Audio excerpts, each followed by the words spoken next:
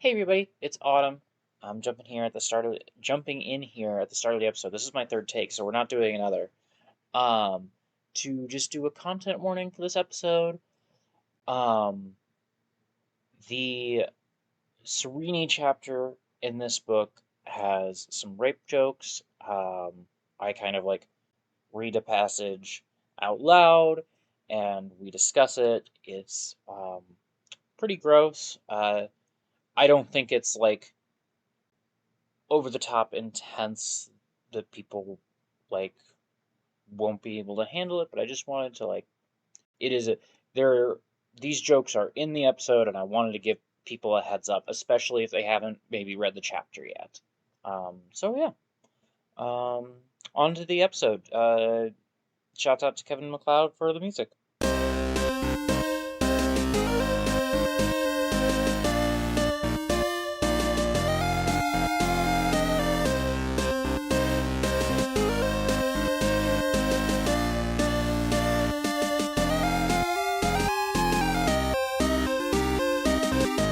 Hello, welcome to Ars Arcanum, a podcast about exploring the cosmere of Brandon Sanderson. I'm Nora, I'm joined by Autumn. I'm Autumn, and I'm joined by Tilly. Hey, hi, I'm Tilly. Book? Oh my god. That's the podcast. All right, signing off. You go first because you're shorter. I'm taller than you. Do you think this is a game? So listeners, as you know by now, we talk about books we've read every week. I think I mentioned this last time, I finished Universal Harvester by John Darnielle of Mountain Goats fame. I think I mentioned last time that, this is a much less ambitious book, and I don't think that stays true through the end. I think the book gets a little sprawling and gets away from him a little bit. But if you like mysteries about dark secrets in, for example, Iowan towns or perhaps Nebraskan towns or really any rural part of the country, Universal Harvester is a very good book. There's nothing to say about it, you know? It is. I think there are a million books like it. I think that you I feel like I've heard you talk about when you said it was a less ambitious book, you meant less ambitious than Wolf in White Van? That's what its previous book is called? Yes. Yeah. So Wolf in White Van was a book about Wolf in White Van is kind of a really intense psychological profile of one character who has a lot of just a lot of interesting things going on in his life and weird things and dark things. He runs a play-by-post RPG game where you'll mail him what you want to do, and he'll mail you you'll mail him a letter that says I go west, and he'll mail you a thing that's to your west you see a vast landscape and a shovel or something. I don't know. It's an adventure game that you're playing by mail that's kind of interesting. And Darnielle in both of these books and in a lot of his music is concerned very much with the age, the late 90s and early 2000s as cell phones. Universal Harvester is a book where cell phones exist, but it's kind of weird when a character has one, you know? And so Universal Harvester is very much a book about dying rural towns in Iowa, and the main character works at a video store, and the entire plot is driven by his job at a video store.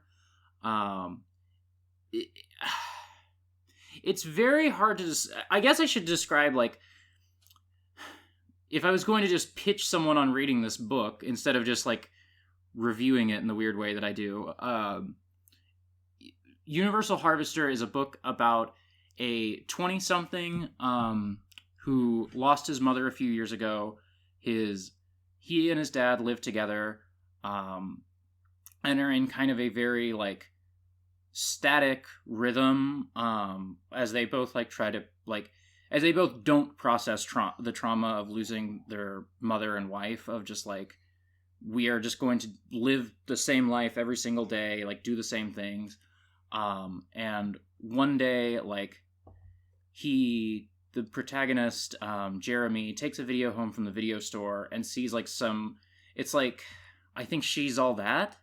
And like someone has spliced onto the videotape a bunch of like weird like scenes that creep everybody out. And so like he starts like showing it to other people in town that he works with, and they try to figure out this mystery of like, why are these like disturbing scenes getting spliced onto these videotapes for some reason. And the book kind of sprawls out more and more as you introduce like more and more characters get introduced, and like it will jump ahead 10 years or jump back 10 years, and it gets a little out of hand, I think, but it's all a pretty simple thing of like, why are these videotapes weird? Nice. That sounds... Marble Hornets. A little Marble Hornets, yeah. A little bit. Yeah, I had heard like some stuff about John Darnielle's writing that didn't make it very appealing to me. Just I mean, mostly just because, and not, this is still pretty clear in what you've been saying. It seems pretty bleak. Mm-hmm. Yes, it's incredibly bleak. Which is not bad. Like, there are some things that I enjoy sometimes that can be pretty bleak. But, that sounds like very, that description of, like, a relationship that is in stasis because neither of the people who are involved in it can really, like, confront their loss. That's really, like, oof, man. That's compelling, but also, like, that's heavy. Yeah, Universal Harvester is a book where there is the car crash that happens before the book, and then there are 2 more car crashes that happen in the book. Oof. So it gets dark. Wolf and White Van is like really dark in a way that I maybe even don't want to like bring into this conversation right now. Sure. If you've listened to any Mountain Goats music, like, you're probably familiar with the exact type of bleakness that like Darnielle is interested in. Is like, a lot of these songs are about like people with drug addictions, and like people in marriages that are falling apart, and all of these sorts of things. Like, his books feel like they are concerned with a lot of the same concerns that his music's about. It's just that like it's just a different medium, you know? And you spend 200 to 300 pages. Like, these are short-ish books. Like, you spend like 200 to 300 pages in them instead of a 4-minute song, you know? Yeah.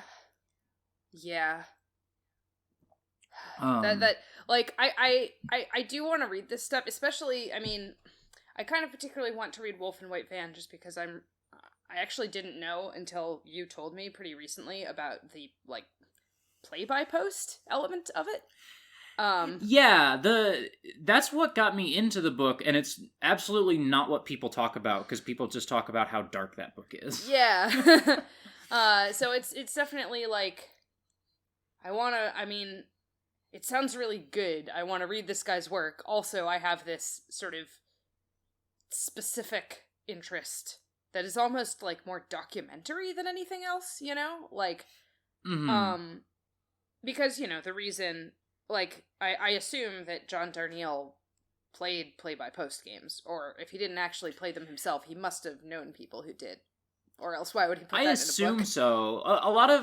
A lot of his fiction writing, both musically and in his novels, seems to draw from like a real life experiences. Like he Mhm. wrote a whole album, I think, about either Magic the Gathering or Dungeons and Dragons. Yeah. He has a novella that's about someone who was living in a boys' home and or a foster home for boys, and he himself never lived there, but he worked at one of those places for several years, and so like the book draws on that. Mhm. That book is not very good. We don't need to talk about that book. God, man, when did he record his Magic and D&D themed, or like what? It was after because I've been listening to Mountain Goats for like 5-6 years, maybe even longer than that, and it was like after my peak interest in them. Let me look. I just feel like the vibes of recording an album about D&D have changed a lot in the last like 10 years. He recorded it almost a year ago. I mean, I get it. Like it came out April 2019. On some level, I get it because the man also made an album about WWE, if I'm not mistaken. Yes. So like he is clearly not concerned that the art that he like draws on as inspiration for his music not be fundamentally evil. And like I don't necessarily blame him in that sense on some level, but also like damn. I just wanted you to scroll down so I could see the track list. Oh yeah. I don't know how. I think Wizards of the Coast is involved in the making of his Dungeons and Dragons album, but I don't know how involved they are. And Girls love a track called Clemency for the Wizard King.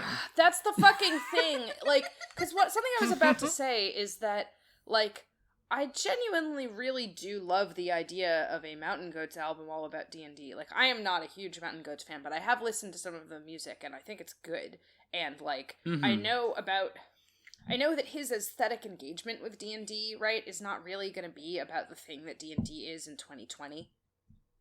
Yeah, I imagine that this is mostly about either Advanced Dungeons and Dragons or, like, 3.5, you know? Yeah. And not about 5th edition. I mean, they're all very similar things. Well, yeah, so, that's true. For me, it's not about... Because, like, yeah, the thing is, 3.5, extremely racist.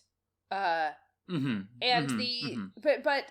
the culture that existed of like playing 3.5, also a deeply racist culture, to be clear, but it's very very different from the racist culture of playing 5th edition. Yeah, exactly. Like, just the world of tabletop games has changed a huge amount in that time. Which is not to say... Yeah, I guess what I am trying to say here is that I have, like, a lot of, like, 3.5 was, like, significant to my development as a person, but, like, also Dungeons and Dragons and, like, Wizards of the Coast as a whole is fucking evil. But also this album sounds pretty sick. I don't know. I sure did spend 2.5 years playing a 3.5 campaign from 1 to 20. Yeah. Like, yeah. Yeah, I played a ninja the whole time. Oof. Oh, man. I'm trying to remember, because I remember when he announced the Dungeons and Dragons album, what part of it, the blog post that was there was like, I made an album about WWE and you all liked it. I made an album where every track is named after a Bible verse and you all liked it. Just trust me, you're gonna like the Dungeons and Dragons one. I think that's so funny that he would feel like he had to sell people on the concept of Dungeons and Dragons in that way. Like, not saying that Dungeons and Dragons is, like, totally mainstream, everyone likes it. Like, I know that it's still a nerd thing. But it's like, if you like the Mountain Goats, because the Mountain Goats are nerd shit. Yeah, exactly. Are you really, like, shocked by the concept of Dungeons and Dragons in 2019? That's really funny. Yeah. So what's the other thing you have to talk about for 5 minutes? Shut up. That's 10. We did 10 minutes on that. It's fine. Be nice to me. You I'm love just me. Laughing and adore me. You said 5 minutes. The other thing I can only talk about for 5 minutes because I'm 4 chapters into it, I think, because I just started it today, is Uprooted by Naomi Novik. This has been sitting on my shelf for approximately 2 years when a friend of the show, Anna Landon, recommended it to me, and I just finally have started on it. It, the like, one-line pitch that goes around for this book is that, like, it's kind of a classic fairy tale fantasy novel, but, written from, like, an Eastern European Jewish perspective, which is interesting.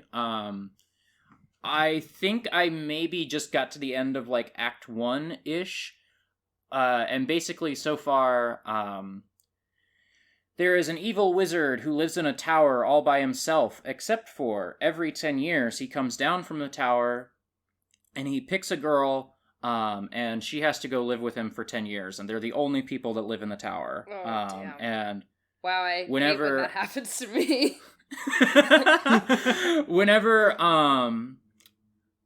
Whenever a girl leaves the tower, she's always, like, she never wants to go back to her home village. She's always, like, very moneyed and haughty and, like, better than everybody, and she, like, will typically, like, leave her, small village to go live in the capital or go do adventures or something.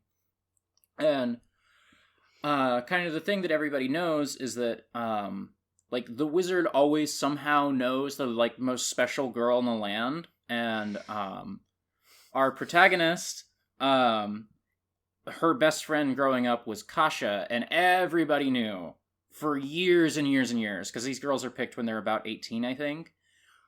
Everybody knew that Kasha was going to get picked, and so, like, the first chapter is just her being like, I was so ready for Kasha to get picked tomorrow. I was going to miss Kasha, but Kasha was definitely going to be the one that's chosen. But then, you'll never believe this, the point of view character is chosen instead. What? You'll never believe this, but a full tactical riot squad burst in and shot the wizard. And it is revealed that where I'm at in the book right now, which I think, like I say, is like the end of Act 1, is just that, like, he probably chose her because she has some aptitude as a witch that she did not know about until now. Oh, word? Yeah. So, yeah. because she's not... Also, content warnings, because, like, it's weird because the wizard doesn't sexually assault her, but someone does. And that is part of the scene that I'm in right now. I imagine that there will be a couple more content warnings throughout this book. It's kind of like an adult fantasy, sort of like, not too dark, but there's some darkness to it, in the way that, I guess, like, good fairy tales can be, oftentimes. Yeah. It doesn't surprise me to hear that there's been a sexual assault in this story, given that, like, it sounds like the whole premise of this wizard thing, even though, you said the wizard is not actually, like, threatening in that way, but this whole thing where he takes girls into his tower. He kidnaps women. Like, yeah. Yeah. It definitely has some vibes. But it's okay, because he keeps them all safe from the evil woods. That is established, and then, like, cleverly has never come up again, that the woods are super evil, and that he protects them from it, because I'm sure, like, some dark secrets about the woods are going to be revealed as we get into Act 2. Oh, I hate it when dark secrets about the evil woods are revealed. I almost hate it as much as when an ancient evil awakens. Damn.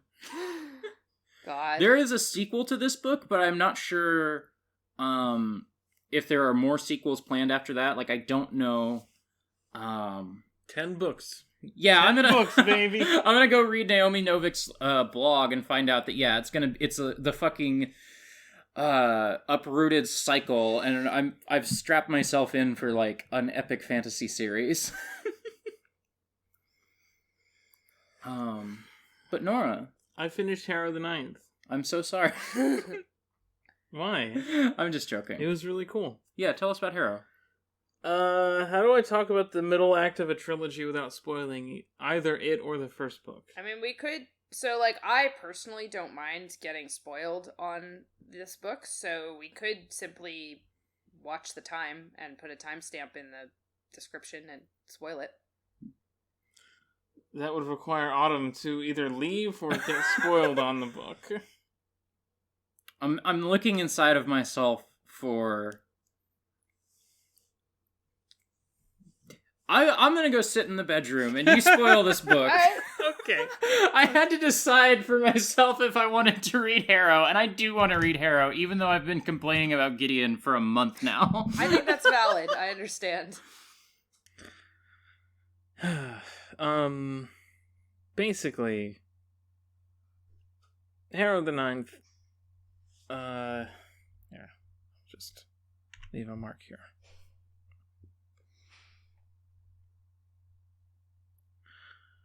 Basically, I've been having a weird time looking at the fandom of this book.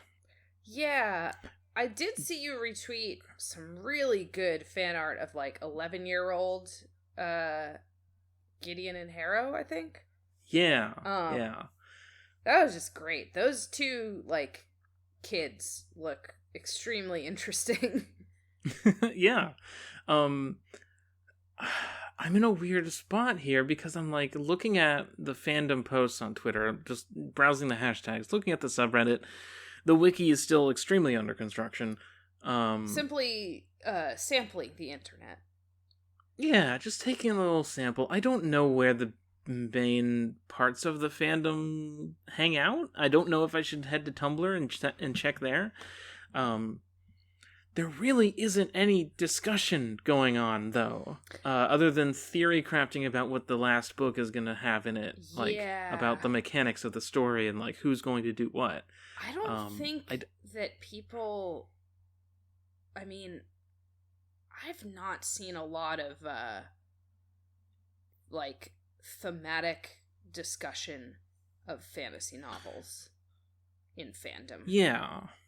And I was talking to Autumn earlier about, like, maybe it's just, like, book fandom broadly, like, book Twitter, as an example, is a certain way, and is, like, encouraged to be a certain way by a lot of factors, some of which include the companies making books. Right. Right. And this is not it's not just me saying, oh, I'm tired of representation brain, but I am tired of representation brain. Yeah. But I think that, like, you know, yeah, like, it is frustrating when you can't when like ostensibly the people who really like this book do not want to talk about like what it's saying. Yeah, and I think the book kind of stumbled into a little bit of something interesting, mainly just like, oh, we are now in the next generation of, I guess, like, everyone. Okay, this is maybe a little myopic, and I'll admit that, but I feel like most people writing YA are inspired or impacted in pretty tangible ways by Harry Potter. Oh, yeah. And I don't think that Dumbledore is like the example of the mentor who's kind of shady. But there is a dialogue, I feel, where currently more stories are being written where that character is actually like textually shady. Yeah, there's a lot of I think there's a lot of like popular fiction right now about your bad parents. And yeah, like I think like Hades, for example. I barely know what Hades is about, but it seems to be about confronting your bad dad, you know? Yeah. And I think a lot of very fandom-y stuff has been doing that in the past several years. Mm-hmm. And I think having like your mentor figure be untrustworthy is kind of part of that, you know? And I feel that this is something that Harrow the Ninth has done. But also, God is hot in Harrow the Ninth, and he's also bisexual and polyamorous. So you can understand why the fandom is not interested in really digging into his ideology. It is so frustrating when people are just like, oh my god, this person is like hot and bi, like, and it's not that I'm like, oh, I'm mad when there are like hot bisexual evil characters in fiction. No, I love it when there are hot bisexual evil characters in fiction. That's what I thrive on. But yeah, as a hot evil bisexual character myself. Right, exactly. Yeah, but it's like, yeah, no, it's so frustrating. It's so frustrating when people think that they like a character, but that means like taking away the things that make them complex or like a villain. Yeah, it's like everyone, when they talk about this character, which they don't often, because of course all the spotlight goes to the two main girls, and like thinking about their relationship, which is understandable. It's a focal point of the story, but I feel it's important to talk about the guy who literally can't die, who has been like, yeah, I lied to you about how Lictorhood works, and you could have done it differently, but I thought it would be easier if you just killed the other person instead of like doing this other thing that would take longer. Yeah, it does sound like that guy's super evil, huh? I thought it would be easier if you turned your Cavalier's soul into a battery for your eternal life and immense power, instead of working out how to like exist in tandem with each other and thus create like a more powerful version that preserved the soul of the other person. God. I just thought it would be easier this way. Dads are always doing this. Yeah. And so like,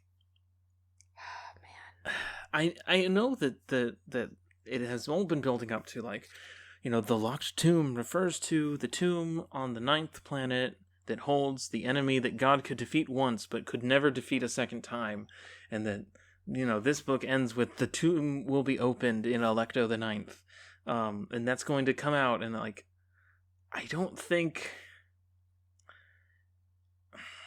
Like, okay, here's something. You know, a word no one has used on Twitter or Reddit to describe any part of the characters or society of Harrow the Ninth is fascist. It sounds honestly like practically 40K-ish in some ways. It is very much that. It's like, what if the the God Emperor of Mankind was like a hot guy?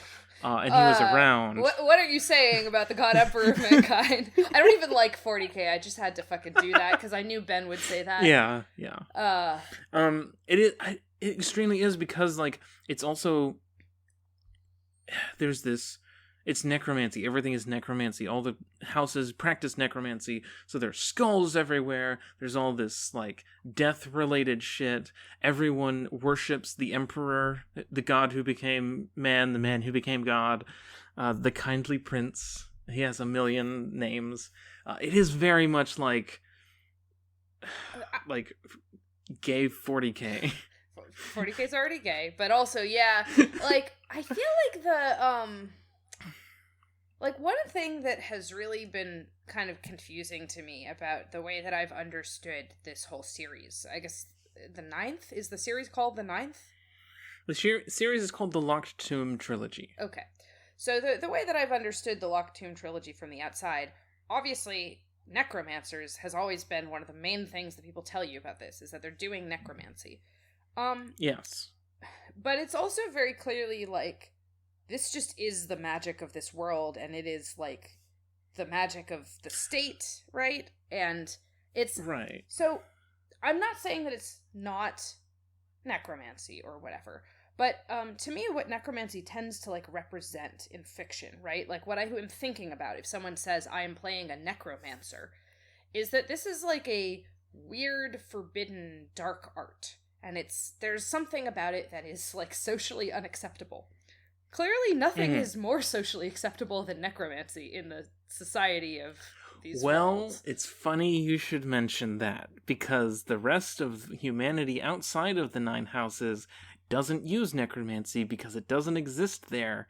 Because Thanergy and Thalergy only exist in the space where the Emperor has, like, created it, and he created it during the First Resurrection.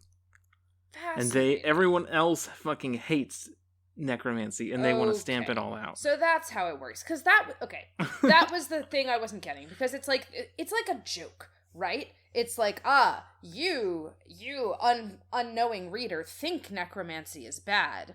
But actually, in my book, it's cool and good. And the reason people think it's bad is this. You know, like, I didn't know the punchline.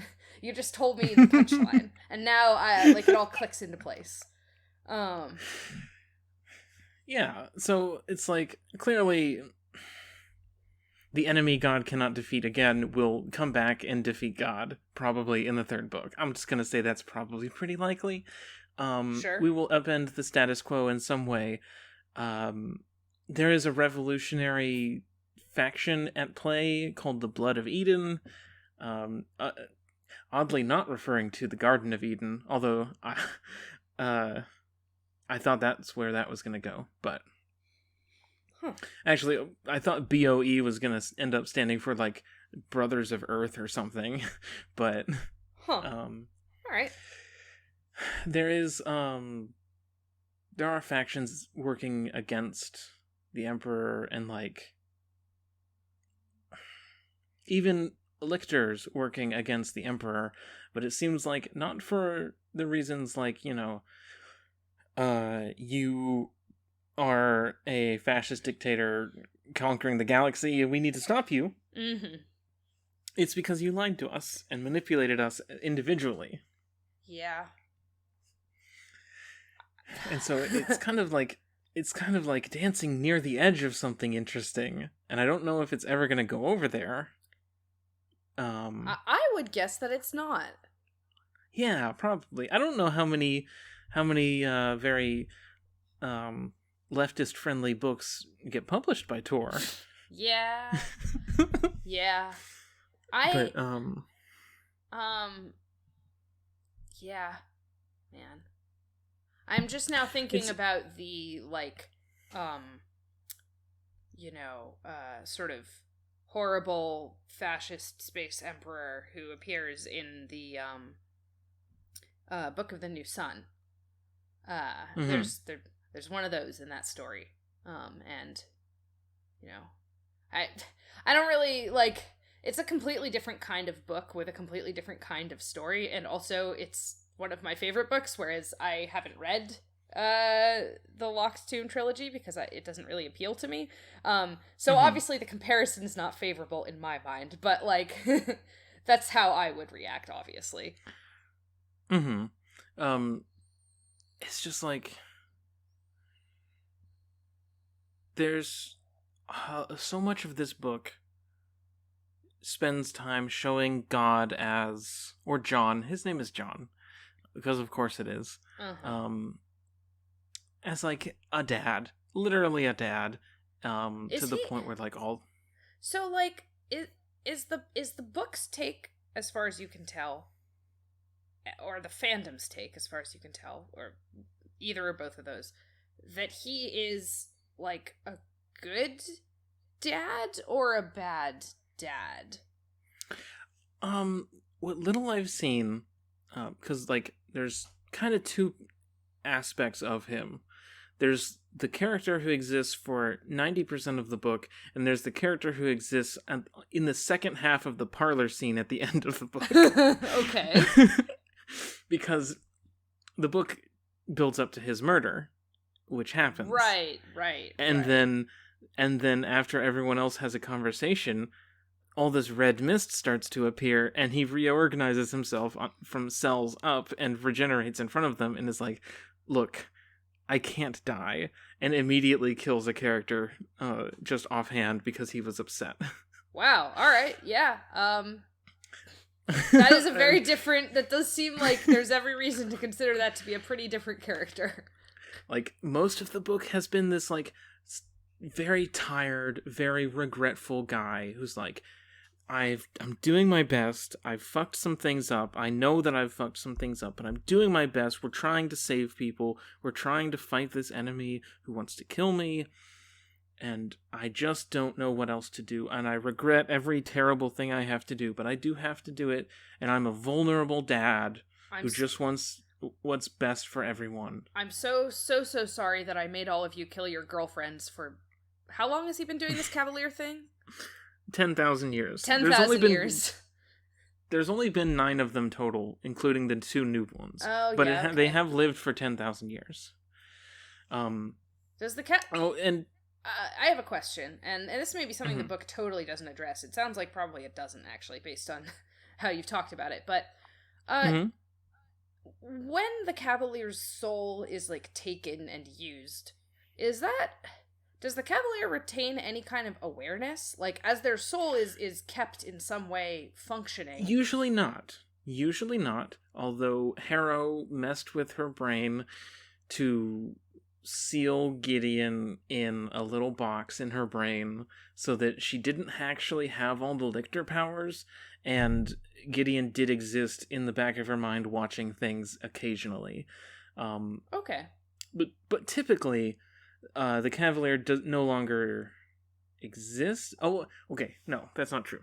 Because the question I'm asking is there, like, a being that is basically, like, conscious but is being used as an engine for death magic? No, conscious is a questionable word, because when the necromancer goes into the river, they send their soul down to the underworld to do whatever it is they need to do. Their bodies are still alert, and their bodies contain the Cavalier so that they can defend themselves physically, but those are not thinking Cavaliers. It's like all the muscle memory and all of the, like, instinct of the Cavalier and all the training is still there, but, like, the person and, like, the thoughts of that person and, like, all that stuff doesn't seem to be present. Fascinating. I first of all, I question this understanding of how human minds work. I mean, I get that it's magic, though, so, like, on some level, I get that I don't really get to make that kind of nitpick. Also, yeah, alright, I think that does fall pretty squarely within, though, what I was already kind of thinking about, which is, like, does it make sense to think of the deaths of the Cavaliers as, like, not just, like, a one-time horrible thing, but, like, an ongoing evil? And it sounds like the answer is yes, because their corpses are being puppeted around. And there's some sort of entity that is aware enough to fight intelligently. To be clear, the entity of the Cavalier exists in the body of the necromancer. Ah, okay. So the soul of the necromancer leaves the body, and what is left of the Cavalier pilots the body while the necromancer is away to protect it. Okay. But it's not like a body swap. All right, that makes sense. Thank you for clarifying that. I still do think, though, that sort of, like, unthinking entity, like, the existence of that being is a crime. Yes. That's what a lot of people in this galaxy think. Well, good. They're right. They should kill God. But the point is being that, like, there's this character of God at the beginning, through most of the book, and it's like, oh, you know, he's really trying to connect with Harrow like a dad, and he literally says, you would have been a wonderful daughter, and I would allow myself enough selfishness to wish that you were my daughter or something. And then at the end he's like, so I can't be killed. I did lie to you about a lot of stuff, including the part where I can't be killed. So yeah, if the resurrection beasts get to me, they can't kill me. I can't be killed. He looks to, like, the first lictor and says, do I have your loyalty? Yes? Go stand on that side of the room. How about you? And he just, like... Oh my god. I mean, king shit, to be clear. Like... Literally, factually, king shit. And then he's like, you stand over there. I'm gonna ask you as well. He's just gonna nuke the other side of the room. I mean, like, yeah. All right, yeah. Let's fucking sort this out. Which one of you fuckers are going to actually, like, be my guy. That's when you asked me to determine my pantheon of guys. That was me looking back at all of the fucking like male authors that I've ever enjoyed and just being like, all right, would you die for me? If not, get over there. And that's why I don't have any guys in my pantheon of guys. Kytherea is there. Her body is being possessed by another character whose name contains a meme, who is actually Gideon's mother. And then it's revealed that Gideon's dad is God, but he didn't know that. Uh-huh. So there's a whole lot of new layers of weird shit going on there. But anyway, all things considered at the end,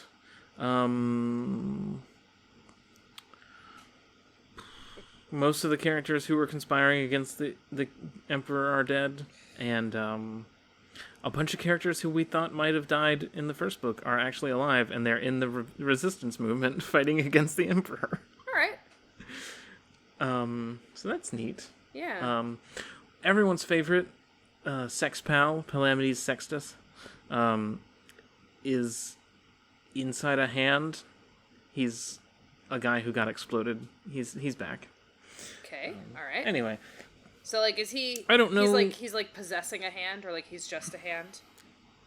He's possessing a hand, and the hand is his own body. He bonded to himself to his body as a revenant, as, like, a... Right. Yeah, before he died as, like, a precaution. So that when he died, he could, like, cling to his bones. Didn't anticipate getting exploded. That complicated things, because then there were a bunch of pieces of his skeleton, but... You hate when that happens. Yeah. Anyway, I'm just interested to see where it goes next, and I'm kind of frustrated that there's nothing to talk about with it. Like, part of it is like, oh, well, none of my friends have read this book. What the fuck do I do with my takes? Do I write my takes down? Do I post a Medium article about my takes on Harrow the Ninth? This is a feeling that I have often had, like, and I think that in many ways this feeling is, like, part of what I found so satisfying about, like, English classes in college. Because very often my papers for English in college were, like, if I could find a way to shoehorn it into my class, it was like, here's just, like, a thing that I read, and here's my take on it. And someone else had to read it and give me a good grade because I was good at writing paragraphs. Hell yeah. So yeah, that's what this podcast is sometimes. It's just me saying, hey, I read something. Somebody's going to listen to me talk about it. I mean, I already listened to you talk about it, and I thought it was interesting, and I'm honestly hoping that, you know, that some... real good meaty shit with this god character happens in the next book. Like, I hope it's cool. Like, I don't have a ton of confidence in it being cool, but I really hope it is. Mm-hmm. The main thing that I'm, like, frustrated with in regards to, like, evil Dumbledore shit is, like, the characters do not give Harrow the chance. Also, Harrow isn't present in this scene. It's actually Gideon who is aware of herself in Harrow's body, because they had a weird version of the Lichterhood stuff. So Harrow is actually in the river with her fate servant at the time, but Gideon is there, and God's like, no, I'm not going to ask you about your loyalty yet. I'm going to give you some time because you are a new lictor, and what is 6 months compared to 10,000 years? So we don't get we don't even have the, like, POV character deciding that the Emperor is bad at the end of the book. We don't have any. I don't have any assurance that, like, Tamsin knows that he's evil. It kind of sounds. It does really sound like a situation where a lot could get kind of hand waved away in various ways with, like, either, you know, like resurrecting, like, fucks up his personality and he's gonna maybe get back to normal eventually, but, like, he can't access his like normal emotions or some dumb shit like that. Or like you could also frame it as like, you know, if you wanted to be more tragic about it, it could literally be like, yeah, there was a nice dad dude who was like trying to make up for what he'd done, but he just got reset to the guy he was 10,000 years ago, and all his character development is gone, and he's never going to be that nice guy again. That's also a possibility. That sounds really fucking sad, though. It could also be he was pretending to be the sad dad because he was like, he knew that he was being betrayed. Yeah. Who knows? I mean, I think that's cool. I like that idea. I hope it's something like that. But yeah, it's I hope something interesting happens, but I say that about every book that I look forward to. I mean, you gotta have, like, look, I think if you don't have hope that something interesting will happen, it's hard to read something. Yeah, that's true. Speaking I of have which, taken up far too much time with this, though. Yeah. I mean, no, you haven't. didn't. You've taken up a good amount of time. This was all genuinely interesting, but, like, also we should get Autumn back. Yeah. Is there any last minute things I wanted to say? Autumn, you can... I don't think she can hear me. Damn. Oh my gosh, she's wearing earbuds. Do you want me to DM her? I have DM'd her. That makes sense. I don't know why I would offer to do that. As if you couldn't. Also, I'm on her computer, so her notifications might be going to the computer instead of the phone. I'll throw this pillow at the door.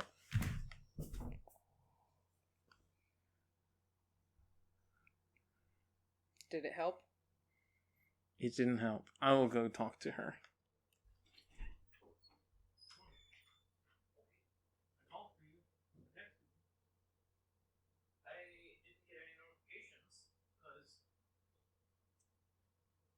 And I was listening to music and I threw Sporb at the door. You threw Sporb at the door? Yeah. Why would you do that to Sporb? Hello again. Hello. Also, we can't hear you right now. If you're talking to us, give us 1 second. Hello? Hi. There we go. Hi. Hey, I wasn't talking, which is why you couldn't hear me, but Oh, that would contribute to it. yeah. Sorry, I but it also did sound like you were getting stuff set up, so I was kind of waiting. Yeah. All right. So, podcast. Now, an hour in, we can talk about the book. Yeah, do we want to just go right into the book? Awful. I have like a goofy little thing that I wanted to mention, but it's Yes. Do that. okay. Well, so I haven't read any books other than like ones I've already talked about between last recording and this one, but I have been trying to find a book because so are either of you at all familiar with the author Tanith Lee? No. Or the genre of like romantic fantasy?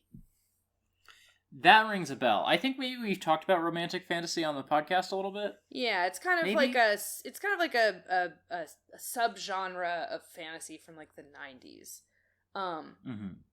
That like hard to describe honestly. But Tanith Lee wrote a book called Elephantasm. Okay. Which is like out of print. And so I think some friends and I are going to try to read it, but we might have to like put in some real effort to locate Elephantasm. Which we are going to read it in significant part because of the really cool name. It's not, I don't think it's quite as cool as the name makes it sound, but it's about like, it seems to be sort of a gothic thing. You know, there's a woman who's sad and a man who's like kind of intense but appealing, you know. Yeah. This sounds like the very little bit I know about romantic fantasy, which is a thing that I've looked up before, and I don't think it was connected to this podcast as I'm trying to think about this. A man who's sad and No. what was the? I said a woman who's... I said it was a woman who was sad and a man who was like intense but appealing, I think is how I put it. Yeah, that is everything that I know about this genre. Yeah, it's...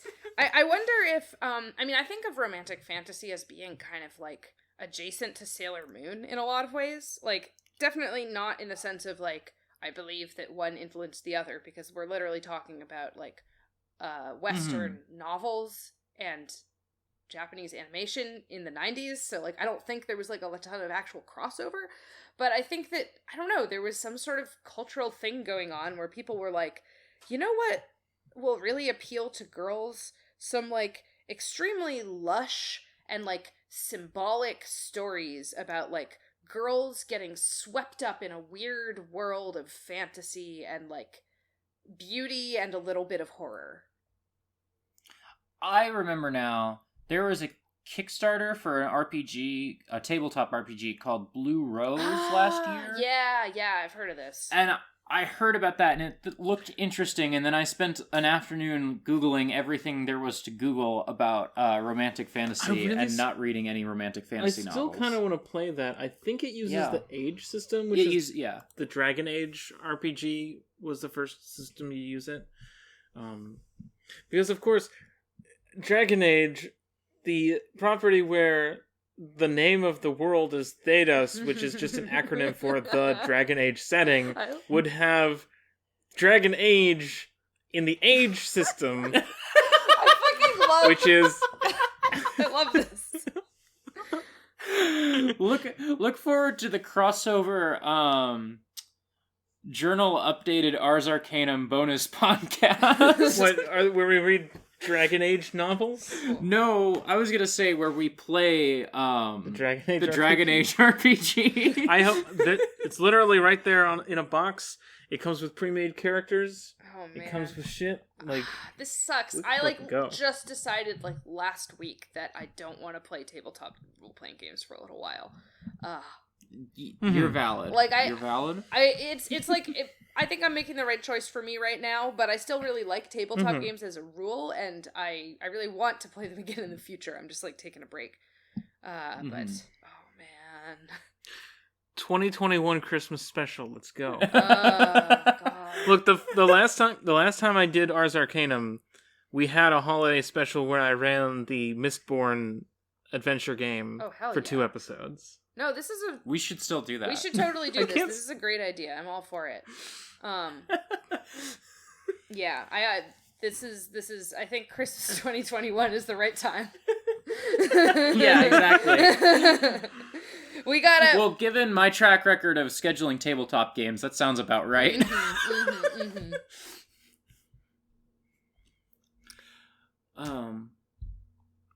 So yeah, should we talk about Elantris? I'm ready. I don't envy whoever has the Serini chapter this week. I'm sitting over here with the Wraith, and Nora stays winning! Yeah, no, Wraith is definitely, like, I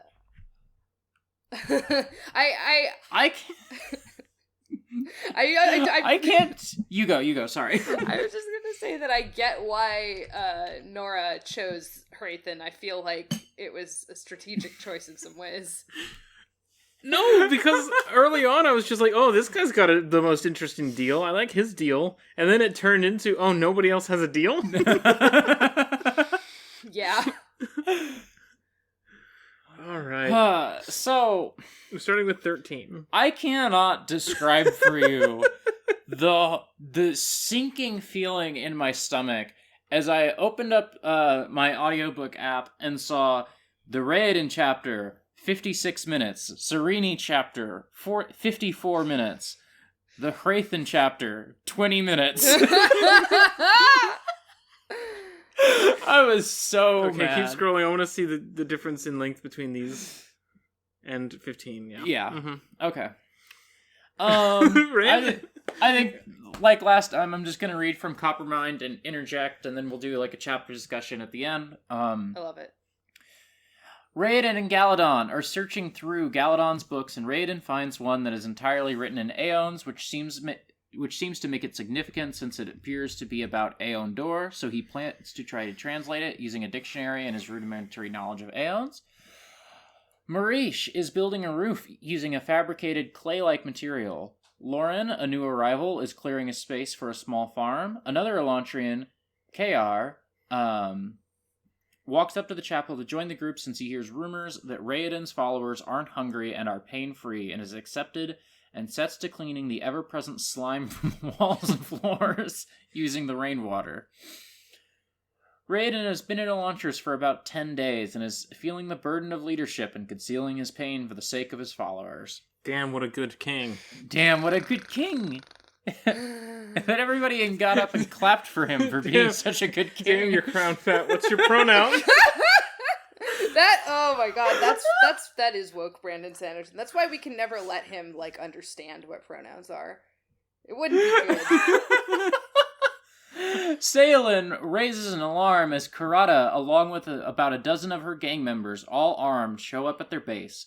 Karada orders Raoden's building destroyed and his followers beaten, but Raoden stays her hand by offering her to get into the palace in K. Oh, I was listening to the audiobook and I paid attention this time. It's K. Oh. Thank you. Yeah.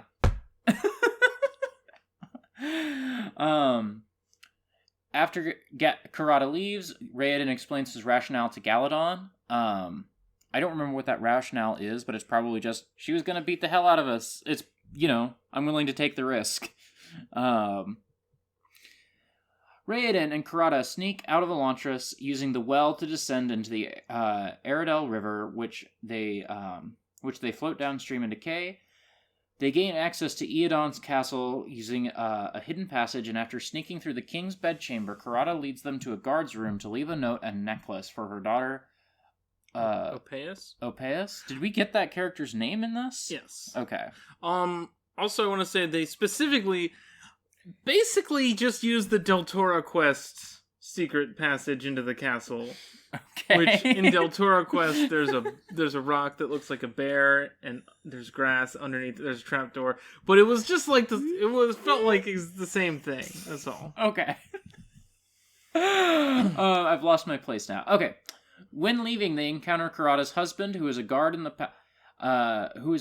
palace and who fails to recognize either of them in their transformed states. But Raoden uses a non-working Aeon, Sheo, which is death, to bluff him into not attacking, and they escape the palace without further incident. Karada reveals that she knows Raoden's true identity and agrees to fulfill her bargain not harm Raoden or his followers. She also agrees not to harm Eodon, which Raoden is worried about for a little bit. In turn, Raoden asks that Karada help him improve the quality of life in Elantris and reveals that he is planning to plant a corn crop with the seed corn that is part of the food offering so that the Elantrians can become self-sufficient. They return to Elantris through the front gates openly without problems, since the guards do not want to get in trouble for negligence in allowing them to escape and decay. Raoden asks Karada to keep his identity secret and to not reveal the route they took out of Elantris to avoid countermeasures from Eodon. Karada decides to confide in Raoden and reveals that she is taking care of Elantrian children in secret, and that all her followers are parents who have left children behind. The children cope with the situation surprisingly well. Karada pledges her loyalty to Raoden and wants to help him realize his dream of a better Elantris. Raoden returns to the chapel, giving a sword he took from the palace guard to Saolin, and tells Galadon of their new alliance with Karada's gang. Damn, what a good king he is. God. Damn, women be moms, though. When you think about it, women's role in life is to mother children, and that's what they're good at, too. God. I fucking love that she's, like, there's so much in this chapter about how, like, the Elantrians have never had hope. Nobody has ever tried to build. And it's like, dude, she's running a fucking daycare. That is what building is. Yeah. Like, it's literally, she is doing what he's doing. It's just that she hadn't thought of the agricultural side of it, you know? But also, it's been 10 years and no one's thought to plant a seed? I fucking know, right? I stand Karada. She's valid, but, like, also, she is kind of an idiot, because, yeah, she's never fucking thought of farming. Kurata failed to consider agriculture. Also, Kurata, something that's not touched on in this summary is Kurata's like, yeah, I can tell I'm definitely gonna go insane soon. Like, my sanity meter is ticking down, so I'm, like, passing on my men to you, basically. God. Also, she has 2 daycares. Right. One for the children who haven't lost their minds, and one for the children who have. The way... I joked about it, but it really is, there is a sanity meter in Elantris, Yeah. and once you hit, like, 8 stubbed toes, you just, like, the guy who comes and joins, Raiden at the start of this chapter is like, well, I really felt like I was about to just, like, I was either gonna go join you or just hop in a gutter somewhere and, like, suffer for all of eternity. And it's just like, bro, what? It's so weird. It's... I have a lot of, like, questions about the Elantrian state of being brought on by this chapter. I think that, like, are these children growing? Like, physically? I think that's a genuine question, because they're sort of dead, right? And people would know. I would assume not, but I don't know. I think it's completely bizarre that that's not established.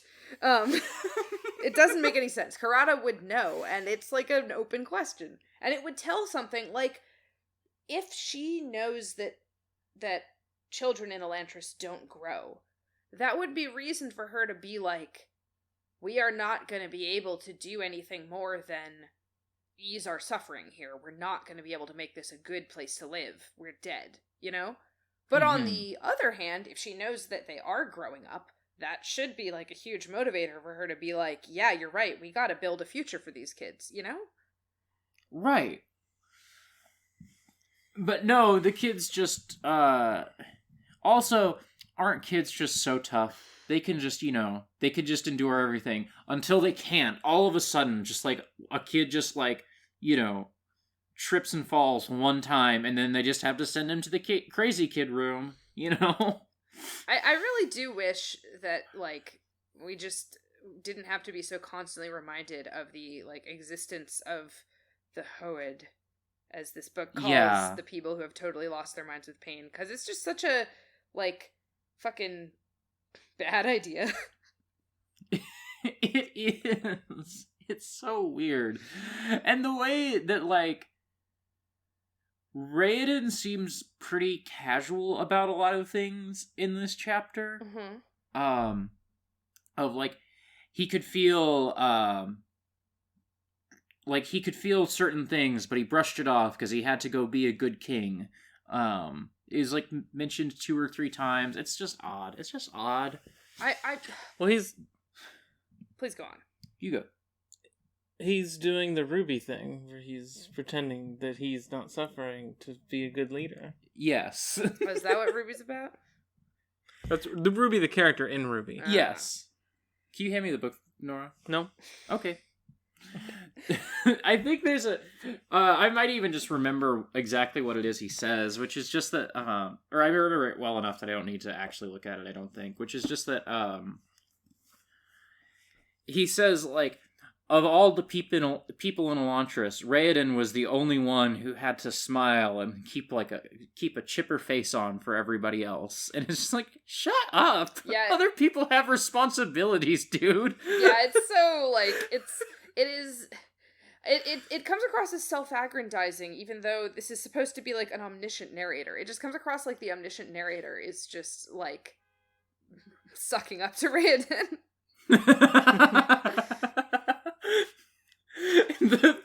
the omniscient narrator is Lucal. God. Amazing. I also was really, like, can we talk a little bit about the trick that they used to escape Elantris? Because it is fucking horrifying, and it's not really treated that way. Yeah. Like, what they do, like, this is a clever plan that Raiden figures out, is that they're gonna escape, basically, via the... like via the well and like via basically a sewer.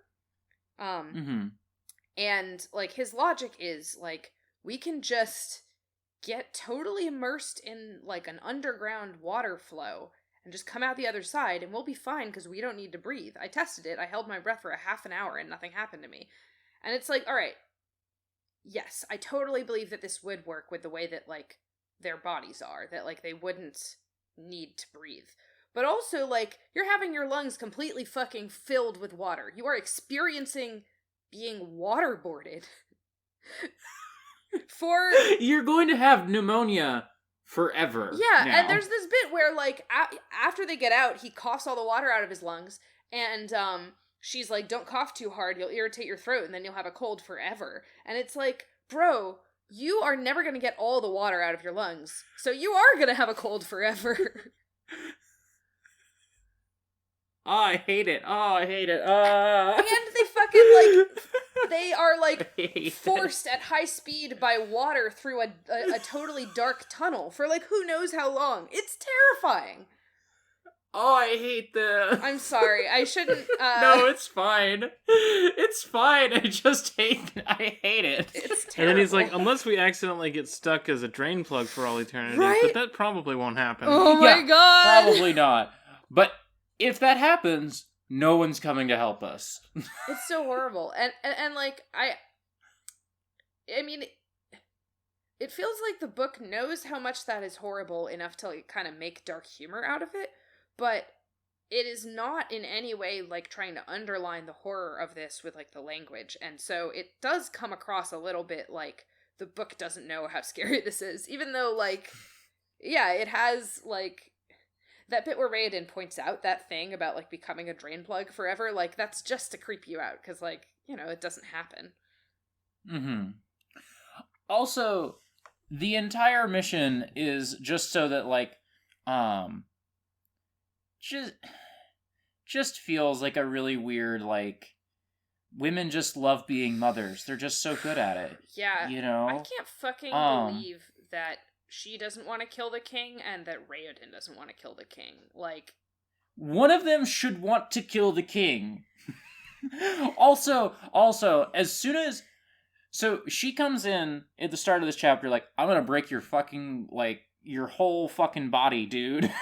Like, and like threatens that, and then goes and sees her child, who also there is a really dumb line where the narrator is like, Raoden couldn't tell the features or gender, but there was definitely a child there. But like, so she goes and sees, I believe it's her daughter, right? yeah, I think it's a daughter. And then they get out of the castle, and Karada is like, all right, my liege, I swear fealty to you. You've always been my prince. I always knew you were my prince, and even though I hated you and your father on the outside, now that I'm inside, I swear my fealty to you. And it's like, what? Yeah, fuck off, Brandon. Fuck off, Brandon. I also, like, there were a number of bits in this where, like, Raoden's just being a giant asshole again for, like, no reason that I can tell. Where, like, so, for example, like, one of these is, when this new person joins the crew, right? He, like, shows up and is like, hey, I heard that you have magic powers that can take away the pain, and I'm about to do the next best thing to committing suicide if something doesn't make it better soon, so can you please help? And Raoden is like, oh yeah, totally, like, work for me. And the guy's like, and then you'll tell me the secret that makes the hurting stop? And Raoden's just kind of like, out of here. Yeah, later. And it's just so fucking, like, I get the idea that, like, okay, Raoden is the only person who is doing anything that actually could make this guy's life less awful, right? Like, he will be able to get this guy maybe a little bit of food, right? And that will make his life suck less. So I don't blame Raoden for just kind of feeling like, I have every right to recruit this guy, and, like, I am doing what he wants. It's just not the magic thing that he wants, right? Like, I don't have an instant solution to his problems. But he still leaves the guy under the impression that there is a magic secret that he's about to tell him. And that he's just... Not to mention the, like, textual manipulation that was addressed in the last chapter that he does here, too. Is like, oh, you used to clean streets? That's perfect. I was looking for somebody who could clean streets for me. You know, like...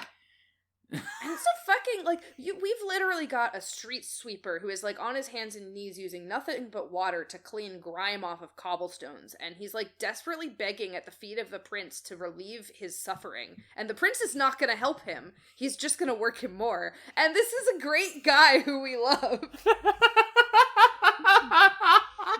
Like, what the fuck, Brandon? What a fucking asshole! Actually, he's a kind and good person. What he is like a...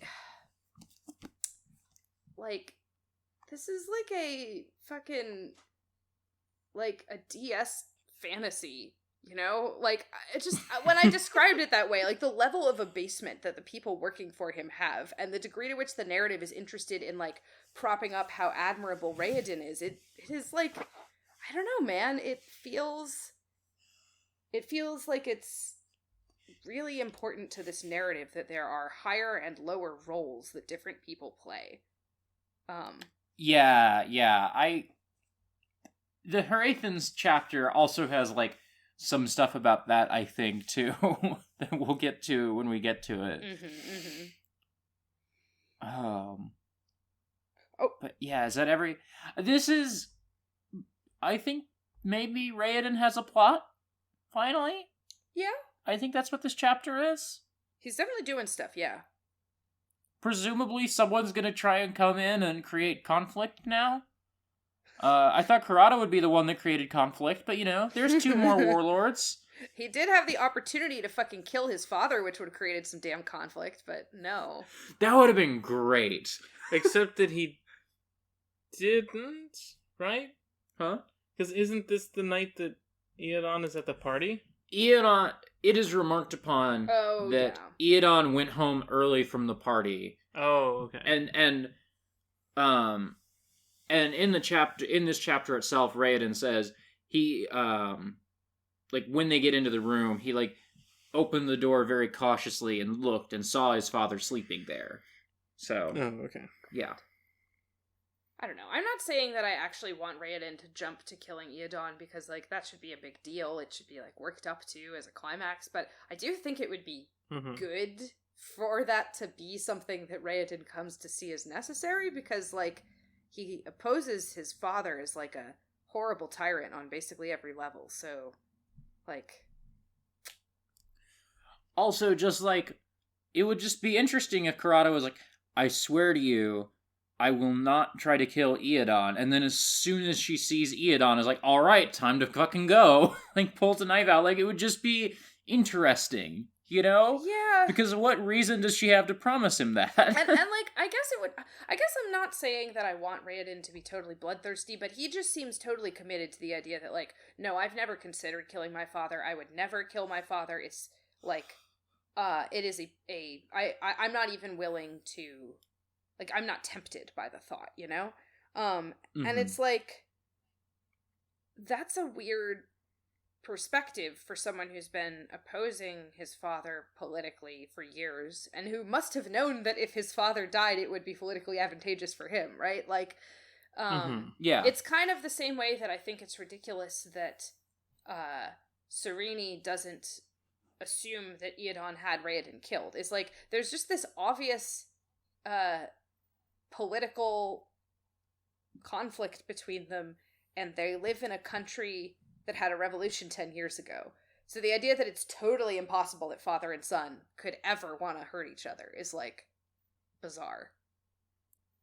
Right. But should we truck along to Sereni? Yeah. Yeah. I will also... Oh, sorry, go on. I'm just gonna put in, like, a content warning at the start of this episode for the, like, rape jokes that happen in this chapter. I think that's... I'm gonna put... Yeah. I'm gonna put that at the start of the episode, and, like, if you're still listening and you want to and like, You want a reminder? yeah, you want a reminder. That happens in this chapter, like that. This is going to be the chapter where we have to talk about some rape jokes for a second. So Yeah. yeah. It sure is. Thank you. Thanks for that. Yeah. So I'm also gonna read the compromise summary. Sereni joins Queen Eshin's embroidery group to keep up with the latest court intrigues. Sereni talks about Teod court activities, including fencing, and offers to teach this sport to the women of the group, even though fencing is considered to be beneath nobles. Ash reports information to Sereni that was gathered in a scouting expedition to Elantris and to the palace dungeons. Sereni accompanies Shuden to a lavish party at Duke Telri's residence. So, last episode we were like, oh man, Brandon can sure write a ball scene, and here it is. Sereni's noble rank allows them access to an exclusive gathering attended by King Eodon, which also includes high-ranking Araline along with Hrathen. Shuden talks of the history of Shu Keseg, the parent religion of both Shu Korath and Shu Dareth, and how the original intended concept of unity became complicated over the passage of time. I would love to get into this theology because it doesn't make any fucking sense to me. No! Unite them. It's so vague. Shuden expresses concern about Hrathen and Lord Waylon, and this concern is echoed by Lord Royal. Sereni tells the king about fencing at the queen's request, and Eodon acquiesces to their desire to exercise. Oh, God. That was so dumb. A messenger delivers bad news to the king. Sereni tries to eavesdrop, but is outed by Hrathen as payback for her earlier interference with his preaching. Sereni meets as many people as possible to become acquainted with the political and social scenes to avoid being disadvantaged by Hrathen in this regard. Upon return to the palace, Sereni learns about an intrusion in the king's chambers earlier in the evening. So... we were looking forward to the ball scene. I mean, there was some fun, cute stuff in this, I think, but a lot of it sucked. A lot of it sucked. What if she had met a nice, nerdy boy reading a book at this ball? God, that would own. That would have been so much better, yeah. Before we get into the ball scene, I do want to talk a little bit about the scenes that come before that, where she's like, God, this fucking needlepoint scene. I mean, it's obviously... It's so bad. It's very boring in the way that, this book's ideas about what women's work for nobles have always been kind of boring, This is just very typical pseudo-medieval fantasy idea of what women do, And this thing where she kind of wants to talk to these people to, get, information, like gossip. And there's this kind of sense of, perhaps sometimes the women's gossip contains more real, valuable information than, the talking of the courtiers. And it's okay, yeah, I get it. You respect women. Yeah. You don't actually respect women, given how, you're depicting them, but, good to know that you know that, women know things sometimes. Brandon is someday going to take that sentence and turn it into a 10-book series, and it's gonna fucking own, but until that time, we suffer. Because, Sereni, there's this bit where it's she's saying she kind of had hoped that she would be able to... I think she's hoping that she might be able to, almost recruit these women as, allies in her anti-Hrathen political cause. But she's kind of none of these women care about politics at all. It's just not part of their world. I need to, introduce them to manly things like caring about politics slowly. I'm gonna start with fencing. The women are also we hear that in Teod, women gore each other and fight to the death, and it's what? Why is that the rumor? Because they fence. They don't know what fencing is. I guess it's just why does the rumor get so blown out of proportion like that? I guess that's how rumors go sometimes. Yeah. Didn't you ever watch Larry Boy and the Rumor Weed? I don't think that I did. I definitely I think this is just so invested in the idea that women fencing is inherently good and liberatory.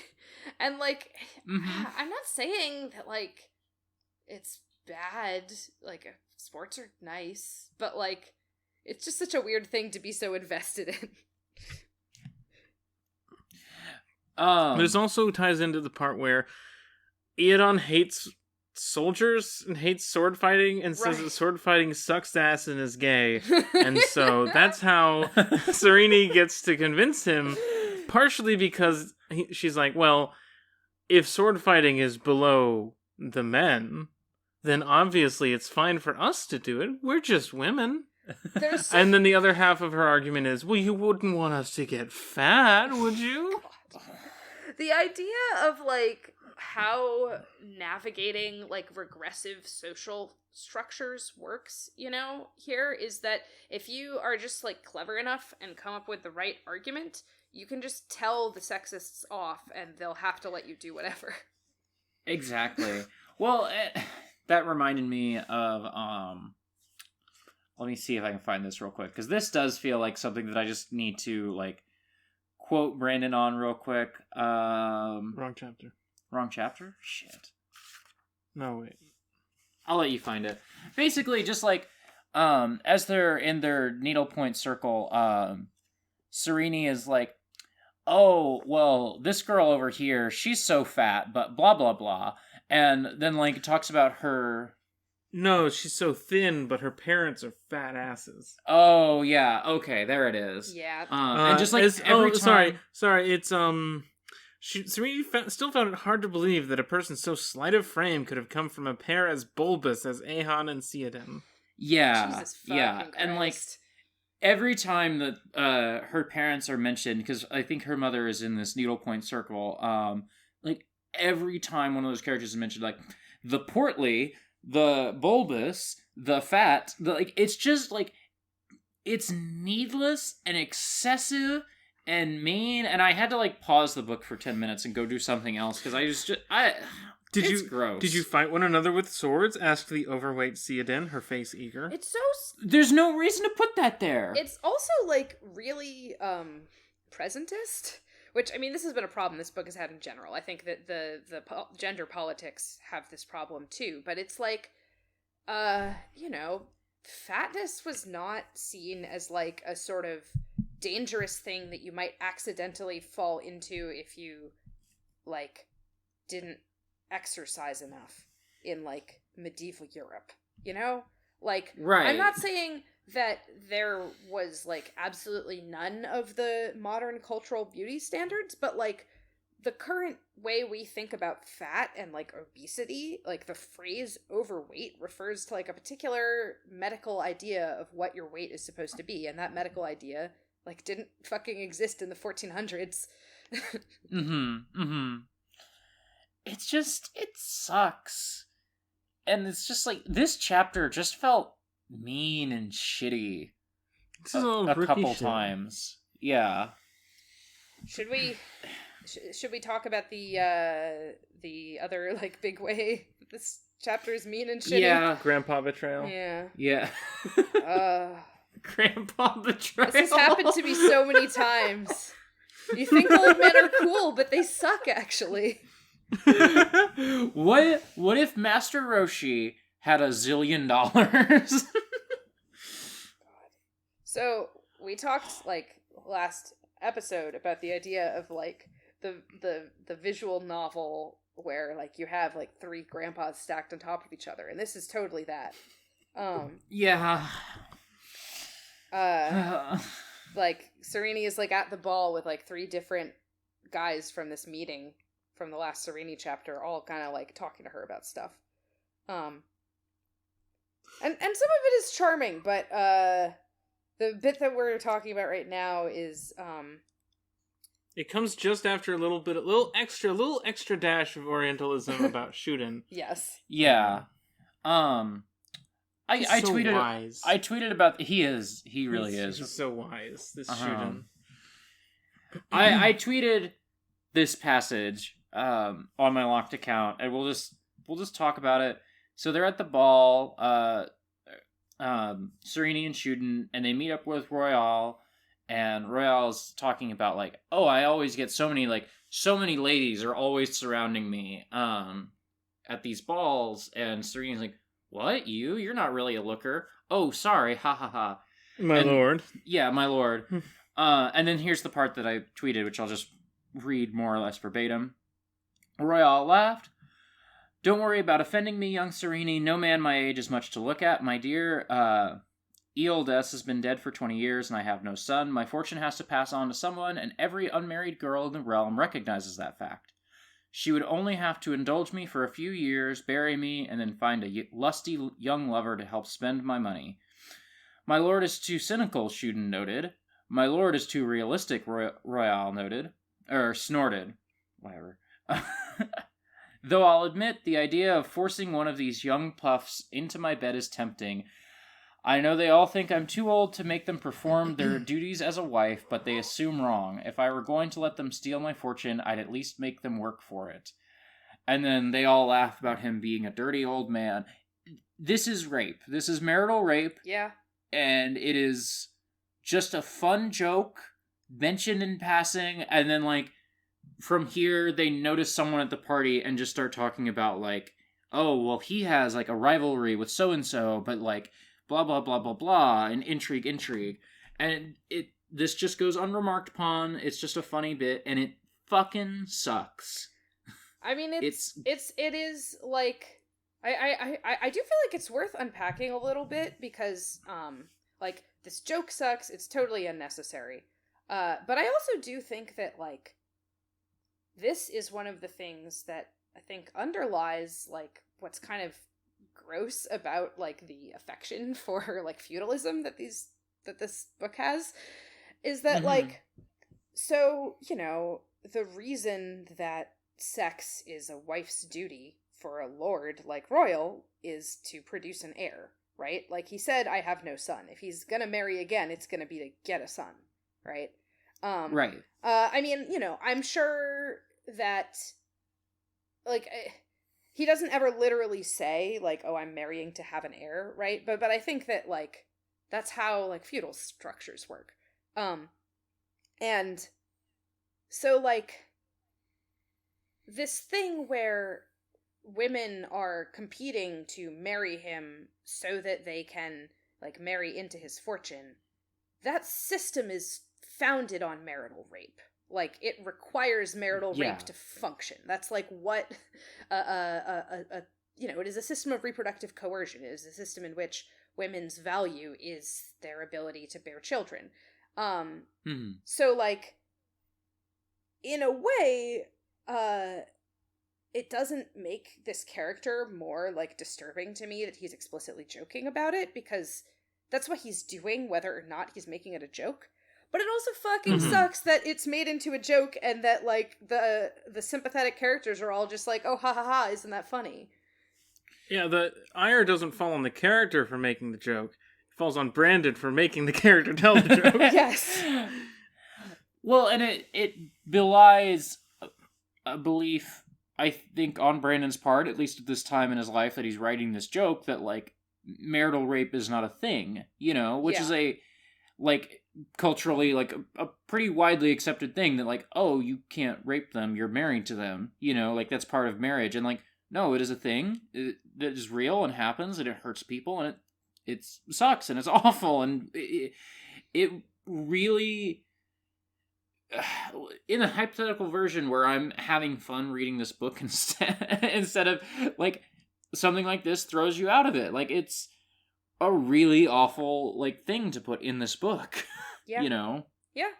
I think that, like, it's also important to think about something like this when we talk about Brandon's books not being horny or not having overt sexuality, because, like, that's true, but then they have this, you know? And this is totally acceptable to, like, an audience that would find actual sexuality, like consensual sexuality in the books, to be, like, distasteful.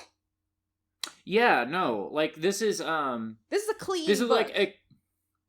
This is like acceptable conversation between, like, a few good Christian adults. Like, this is acceptable in a way that, like, you know, a sex scene would not be. Yeah.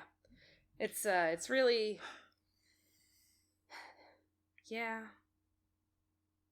like, there are times when I am really, like, enjoying reading Brandon Sanderson's work, and there are times when it's just like, damn, the man has a totally different conception of, like, the world and morality than I have. Yeah. This is a weird book because it feels so separate from his other work. For sure. And it, like, temporally, it's not. Like, how many years passed between when this book came out and when Mistborn was published? 2 years, I think. Which is very different from when this book is written and when that book is written, you know. Probably, yeah. But I think they're separated by 2 years.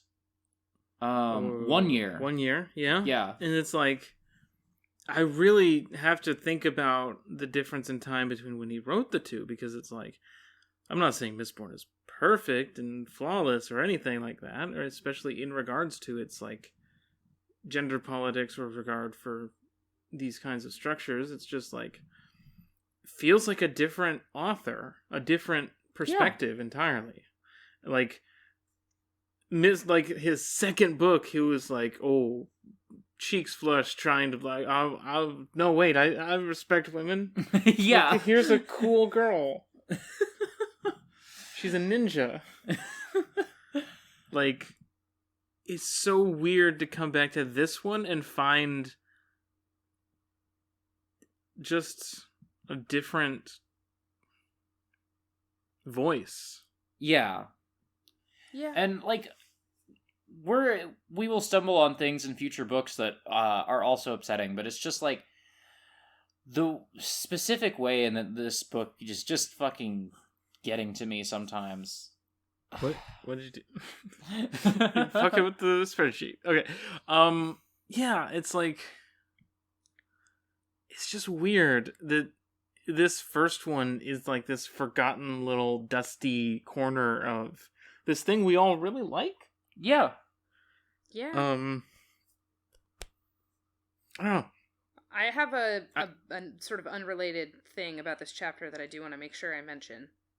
Mm-hmm. Yeah, no, there's a lot more in this chapter to talk about. I still, just wanted to like take a moment to be like, we do like Brandon's work otherwise. We promise. Yeah, no, yeah. Yeah, no, look, I think, I really don't think it is a giant, like, red flag that his first book sucks. Mm-hmm. Yeah, yeah. I think it's kind of impressive to me that he wrote so many more that got published after this one got published. Yeah. But I do think that, like, probably even Brandon Sanderson of 2020 and, like, Brandon Sanderson's work of 2020 doesn't really understand what, like, rape culture is, right? Yeah. But I do think he wouldn't write this joke today. Mm-hmm. Mm-hmm. Yeah, I think that, like, if you showed him this, he would probably tell you that he's not proud of that, you know? Yeah. Hopefully, you know. I mean, culture has changed a lot as well. You Yeah, know? culture has changed a lot, you know? Yeah. He has, I think, like, changed his personal, said he has changed his personal, like, perspective on things like gay marriage in the last 15 years. Mm-hmm. Yeah. Yeah, and so, like, he's changed a lot, too. Mm-hmm. Yeah. Anyway, you had more things to say. Yeah, let's talk this about tasty chapter. Because there's some shit. Yeah, I know, right? There's a lot of good stuff in here. I am on Ashwatch. Because a Sion expressed something like individuality or like a will, and I'm like, oh, I need to know more. I am laser targeted for more information about Sion will. The thing that I'm talking about is when Sereni is talking to Ash about the, like, stuff that Ash has learned from, like, floating around and trying to find out about what's up with Elantris. And apparently a lot of people are, like, kind of scared of Ash because they associate the Sions with Elantris, and they are, like, you know, they're afraid of them because of that. And Ash is like, yeah, but we had nothing to do with the fall of the city. There is nothing to fear from a Sion. I wish, but, well, that is irrelevant. And I'm like, no! No! Ash, tell me! I want to know what you wish! And I know we're gonna find out, right? At some point, we're gonna find out what the fucking deal with Sions is, because there have been so many tantalizing little hints. But... They're like... I mean, somebody's gonna be like on the wiki typing in like, oh, you know, they're splinters and not say anything else. God. But... Yeah, I can't wait to Sion's and like Sion sort of personhood or like Sion like desires are basically that's one of Brandon's little mysteries that's keeping me going in this story right now. Speaking of Brandon's little mysteries, do we want to talk about religion? Unity? Yes! Yes! Yes! Nora, can you hand me the book? We gotta get the exact... I want every little word of this exactly. Oh, God. I think I'm in the right chapter. I have 2 podcasts. Oh, and I they're just both flipped to the at right their page, best yeah. when we're talking about theology. Should I... Let me see if I can find a good place to start reading from, because Okay. I'm gonna read this so that the listeners can be on the same page as us. Which is 193. 193. Serini and Shuden are talking at the party. Shuden smiled. Actually, I might jump down just a little bit. I think probably... Apparently... You go. Oh, I was just going to say, I think like maybe the core paragraph is the one that starts, Shuden's face darkened slightly. That's where the main... I think the... Shuden's face darkened, eyeing the Giorn. I wonder what the master thought when his 2 students, Korath and Dirith, left to preach to the lands northward. Kessig taught of unity, but what did he mean? Unity of mind, as my people assume? Unity of love, as your priests claim? Or is it the unity of obedience, as the Derethi believe? In the end, I am left to ponder how mankind managed to complicate such a simple concept.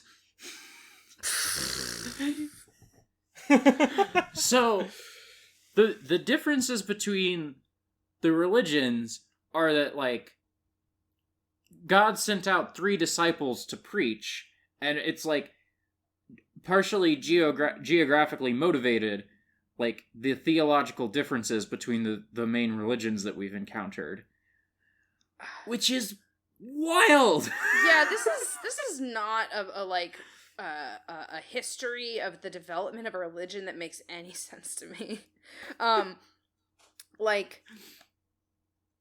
it's not a basic theological discussion that means anything here. Like, I can suspend my disbelief and believe that they actually have this theological debate in terms these vague, right?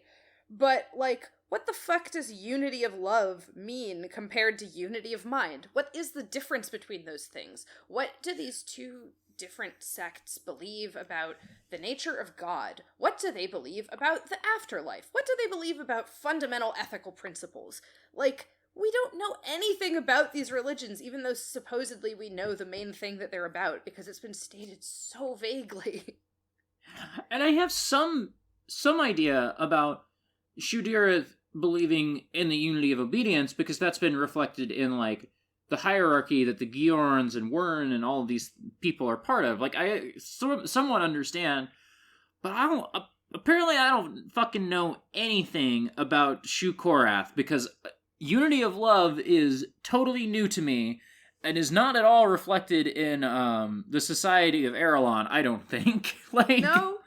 And it's also, like, the one thing that hasn't really been, like, that hasn't come up in this conversation, seems like it should be a big deal here, is that we're talking about this as though there's Shu Kessig, and then there are its 2 offshoot religions, Shu Korath and Shu Dareth, right? Mm-hmm. But the place where they believe in Shukeseg is Jindo, right? And Yes. it's been conquered, and Shukeseg has been wiped out. Right. But that's not true. According to Shuden. He says, "My people allow Wern to assume that the Jindo have been converted because it is better than fighting." That doesn't make any fucking sense, dude. So everyone is... Everyone is secret Christians. Yeah, Everyone is underground Christians. everybody's drawing little fish instead of crucifixes.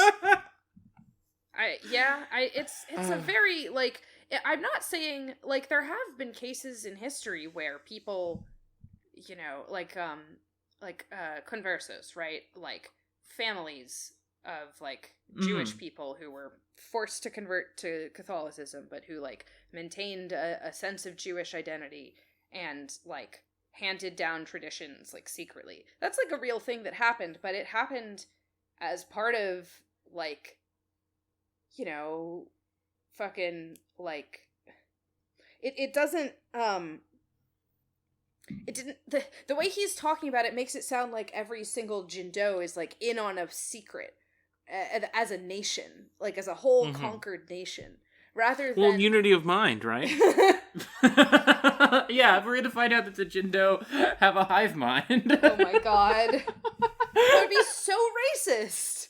Oh my god, it would be.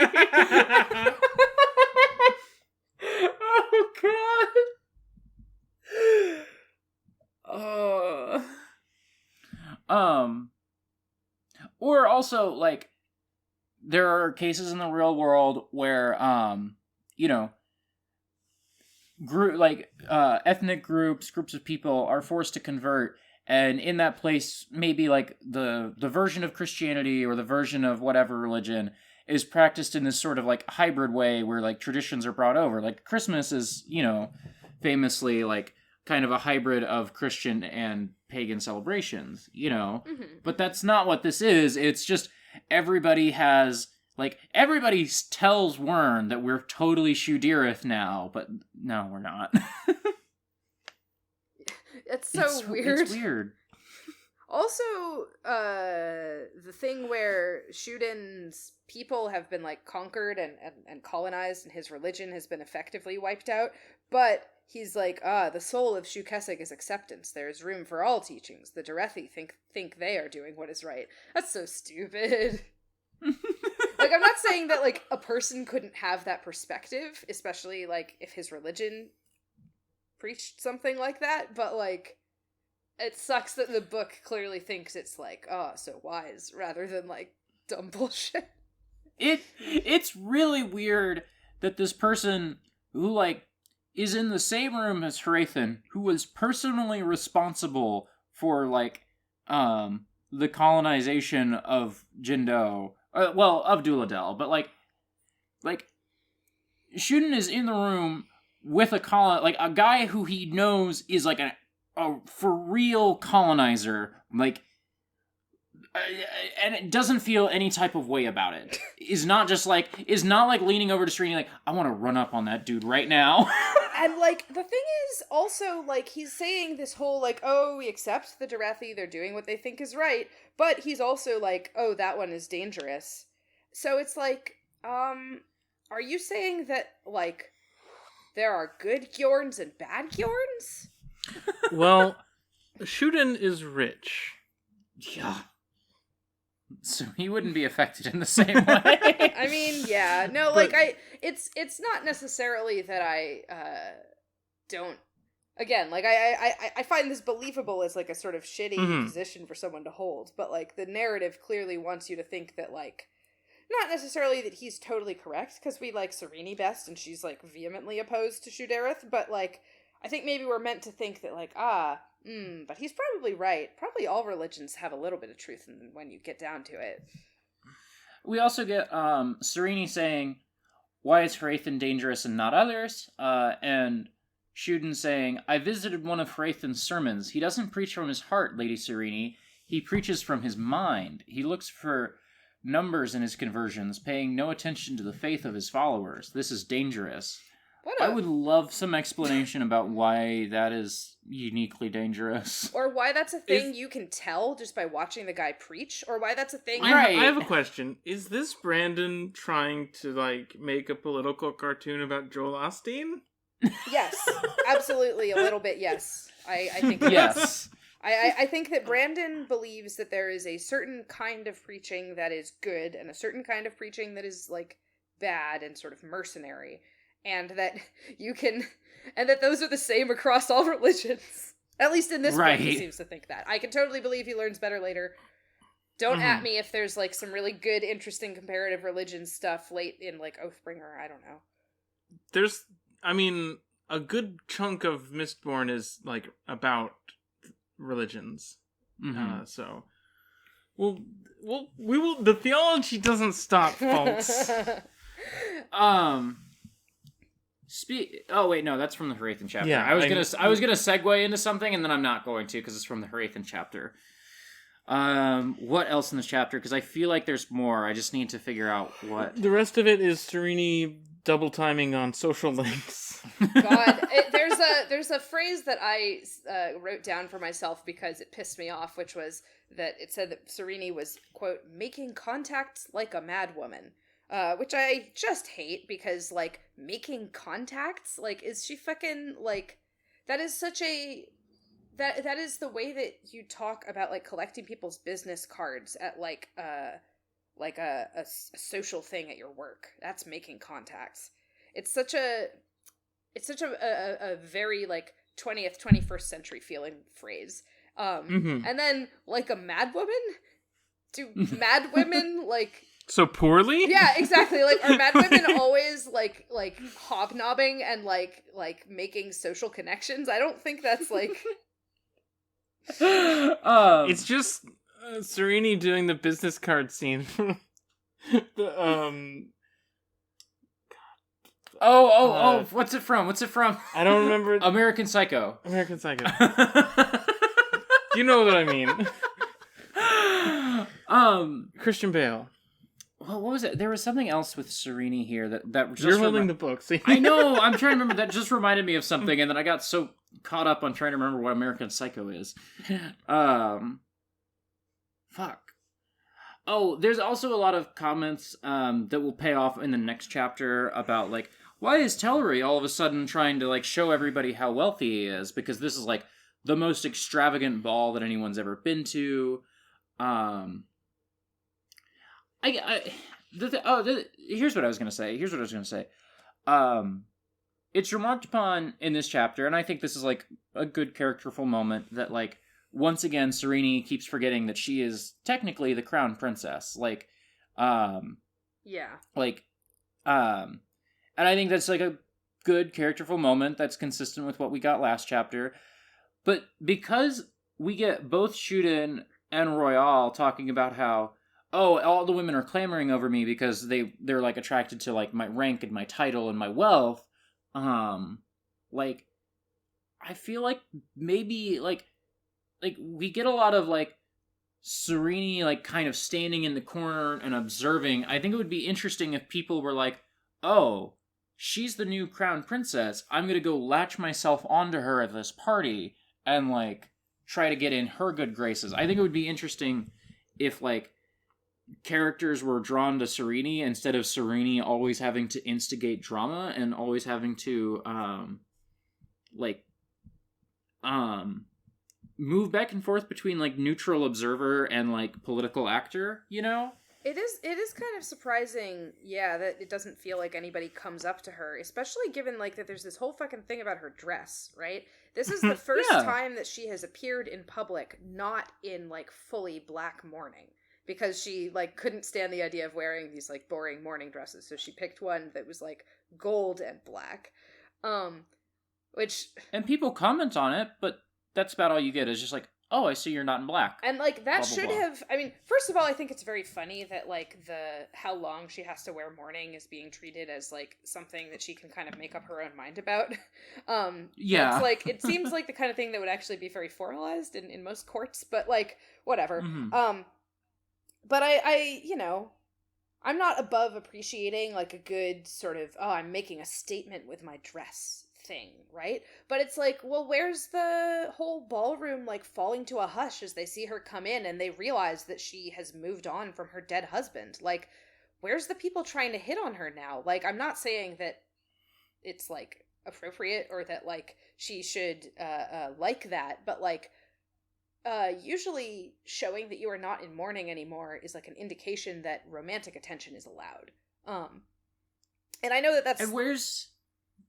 Sorry, I'll let you finish. Sorry. Well, I mean, I can't tell how, like, I know that there's this thing where it's like she's always married to Raoden, so she like can never date anyone again. But like, the idea that that would be treated as like an ironclad rule basically is weird to me. It seems like she should have gotten romantic attention. Well, and like, where's Hrathen trying to like get one over on her rhetorically because she's not in mourning anymore? Like, that feels like a layup opportunity, you know? Yeah. But instead, what he does is he just reminds her, "Hey, you're pretending to be stupid." Yeah. Remember? I mean, he kind of like he does burn her a little in that like she's trying to use the stupid routine to like eavesdrop, and he fucks up the eavesdropping by kind of. But it's sort of like the way he fucks up the eavesdropping is by kind of suggesting to Eodon, like, oh, maybe some people are trying to eavesdrop on you, Eodon.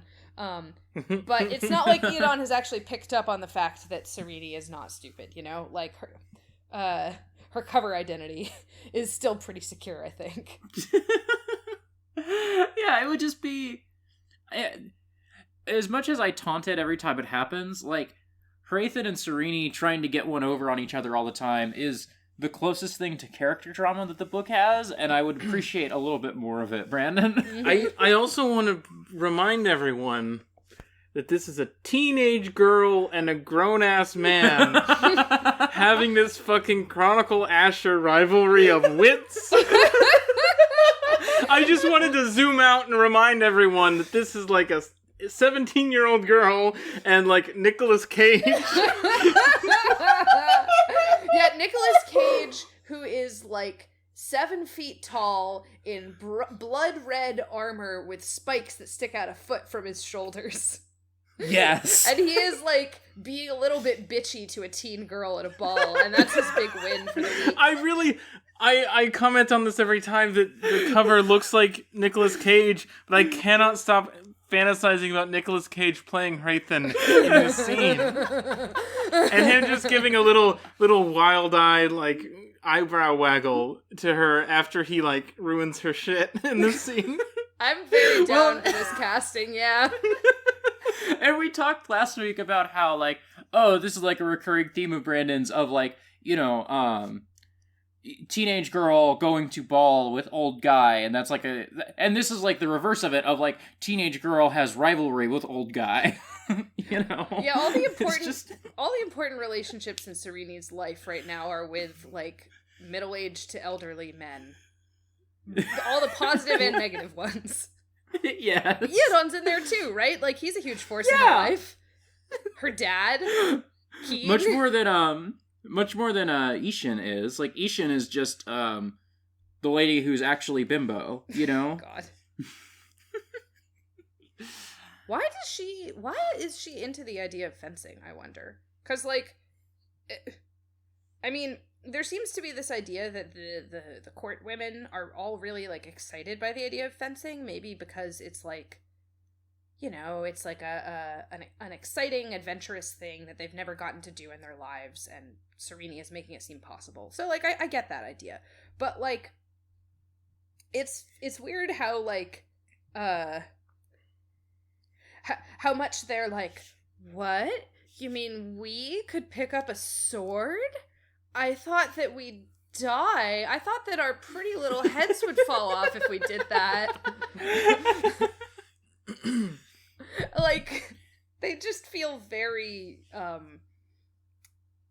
very sheltered in a way that's kind of uniform. And, you know, perhaps that's the point, but it doesn't, it's not very good to read.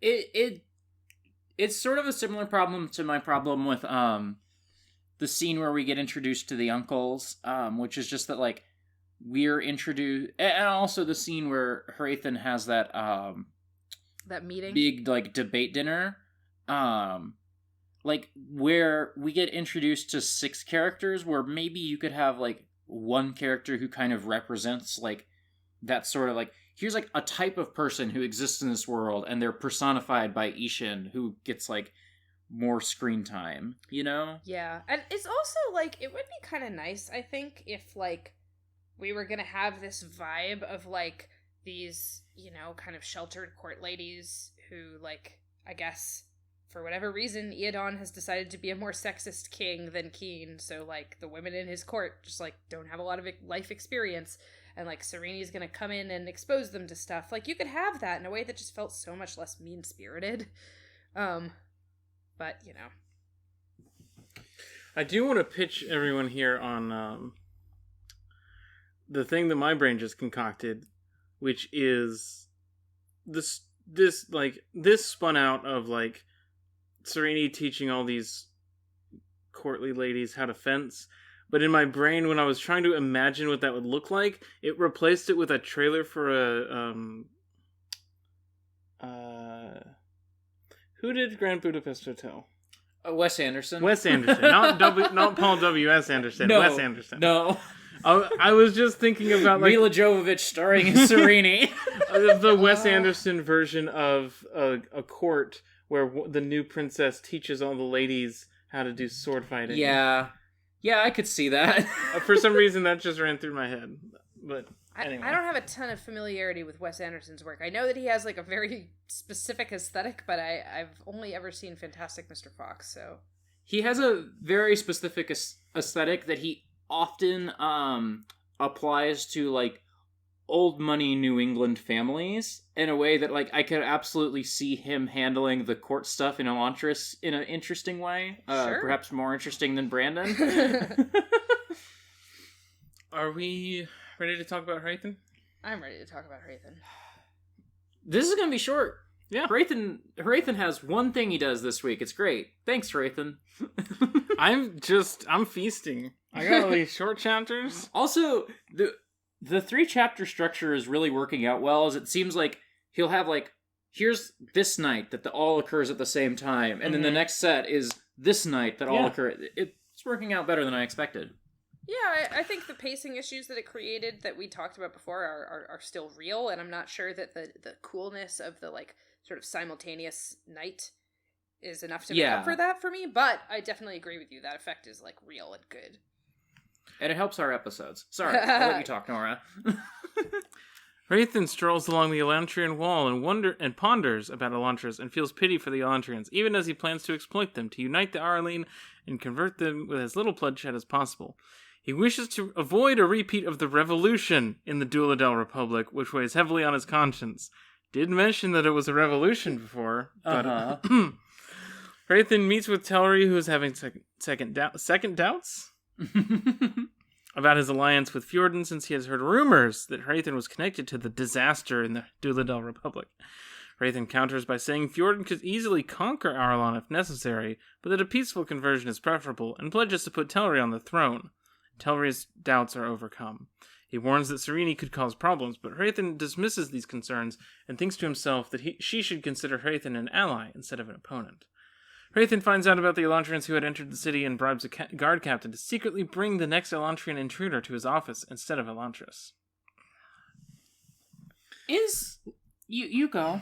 Let's talk about revolution. Yeah. Is Fjordell the USSR? I mean, like, no, because it's a fucking theological empire, but, like... is theocratic is what Fjordell what, like, a Mormon in 2005 believes the USSR is? Yeah, maybe. Like, certainly I think that, like, this is, this, like, understanding of, like, unity as, like, an ideological goal kind of, like, well, I guess, right, because all the fucking religions love unity, but, like, the specific, you know, everyone everyone has to, kind of believe the same thing and think the same way and be in lockstep with each other. That is like the anti-communist picture of communism. Yeah. A lot of the time. Well, and like, because Duladel seems to have like fallen because of class struggle, which then Fjorden swoops in to take advantage of like the lower class overthrowing the upper class, and Fjorden swoops in and like installs theocracy there, and it feels like a really dumb understanding of what the USSR was. It's a weird USSR / the CIA. Yeah. Like, yeah. The first time it comes up, Hrathen is pondering the Elantrians, saying to himself that they deserve pity, not condemnation, but he will make them into like the villains of his story so that he can do what he needs to do to unify Arlon. If he it was the easiest and most harmless way. If he turned the people against their government, as he had done in Duladel, there would be death. This way would lead to bloodshed as well, but he hoped much less. Oh, what burdens we must accept in the service of your empire, Lord Jadeth, Hrathen thought to himself. It didn't matter that he had acted in the name of the church, or that he had saved thousands upon thousands of souls. The destruction Hrathen had caused in Duladel ground against his soul like a millstone. People who had trusted him were dead, and an entire society had been cast into chaos. But, one last thing, which is, Jadeth required sacrifices. What was one man's conscience when compared to the glory of his rule? What was a little guilt when a nation was now unified beneath Jadeth's careful eye? Yeah. So it sounds like from this account, and perhaps this is like Hrathen's, self-aggrandizing perspective on it, but he seems to believe that he pretty much personally caused the revolution in Duladel. Mm-hmm. Like, obviously that the class tensions existed for him to exploit, such that he could, like, cause that upheaval so that it could be conquered, but, like, it doesn't sound like it was, it doesn't sound like the revolution was just gonna happen anyway. At least he doesn't seem to think so. Mm. Yeah. The second time it gets brought up is when Telri is getting nervous. Are you really the one who was assigned to Duladel before its collapse? And now you're here, Telri said. You wonder why a nobleman is made uncomfortable by that news. The entire Republican class that ruled Duladel was slaughtered in that revolution, and my sources claim that you had a great deal to do with it. I would love to know what a Republican class is. I mean, it's not that hard to understand to me. Like, I'm looking at it as, like, this is probably roughly equivalent to, like, the Roman Republic. So you have, like, a class of, like, patricians, senators, who are, like, allowed to take elected office, right? So, like, you have something where there's voting, but it's not, like, a democracy. And it's not like it's not an aristocratic system. That's what I assume was going on with Duladel. That would make sense. Otherwise, it doesn't make a lot of sense that there was a revolution in the way that there was. There's one other part where Hrathen is like, oh, I have to be careful, because the peasants could turn on the nobles at any time if they were pressed too much. Mm-hmm. So he wants little revolution, but not too much. Just some. No revolution, only societal upheaval. I want to talk about Fjorden's armies. Right. Yeah. This was the thing that I was gonna segue into and decided not to, which is just that, like, another one of Brandon's just one of his things. One of the things he likes putting in every book is evil badass monks. Yeah. Oh, I was thinking about, like, Do you want me to turn that off? Okay. You go.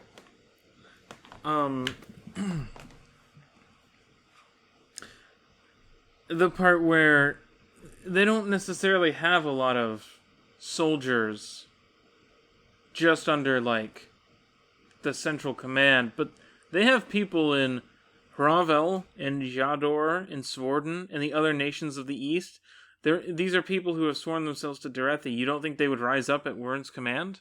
Like, not saying that, like, it's not just that the Empire has its own army, but that everyone that it's converted will also... Everyone is here. Like, yeah. I do think it's kind of a weird... Like, I get what this is trying to say, is that, like, because Fjorden has, like, converted these countries, they are, like, willing to fight in Fjorden's defense, like, they have, like, a political alliance, basically. But I kind of thought that these countries were, like, actually, like, conquered by the Feudal Empire. Like, I thought that they were actually, like, territories that the Feudal Empire, like, owned. So this is kind of a weird way to talk about that. Like, I don't know.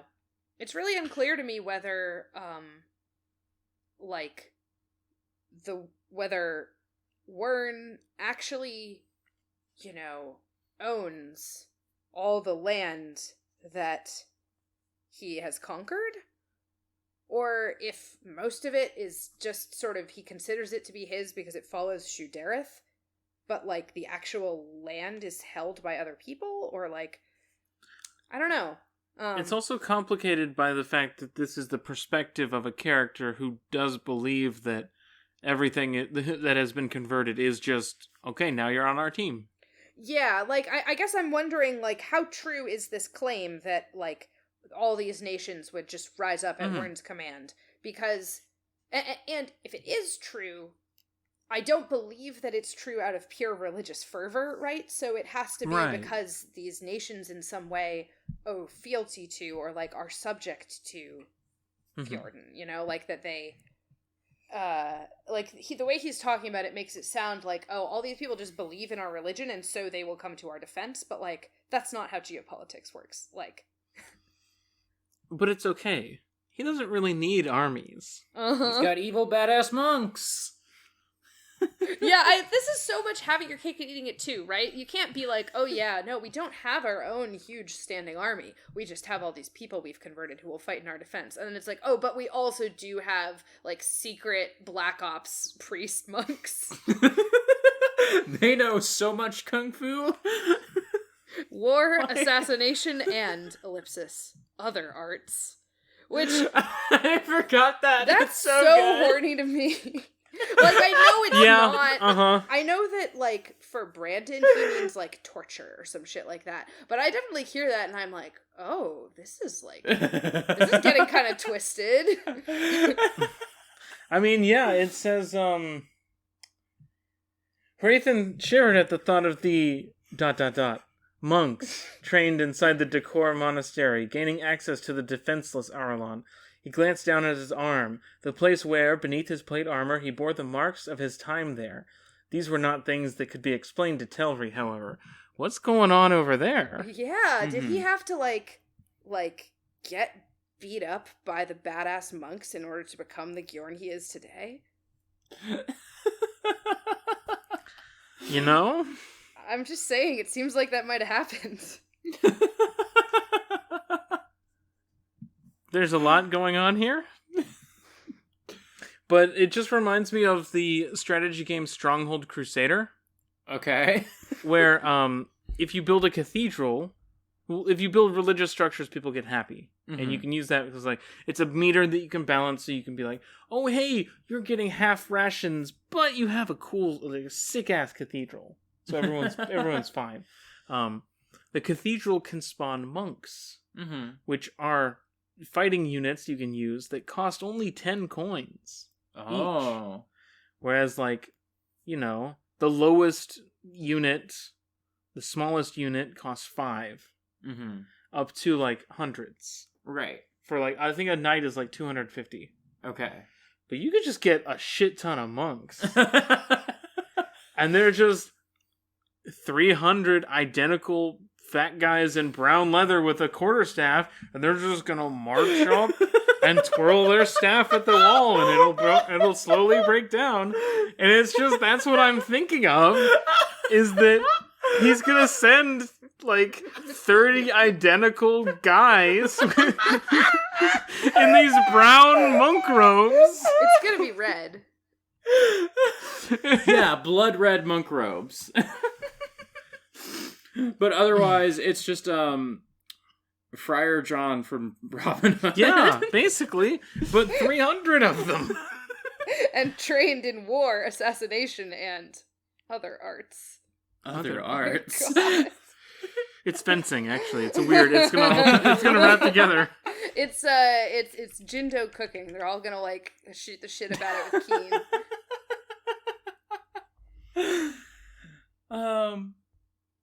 I assume this is what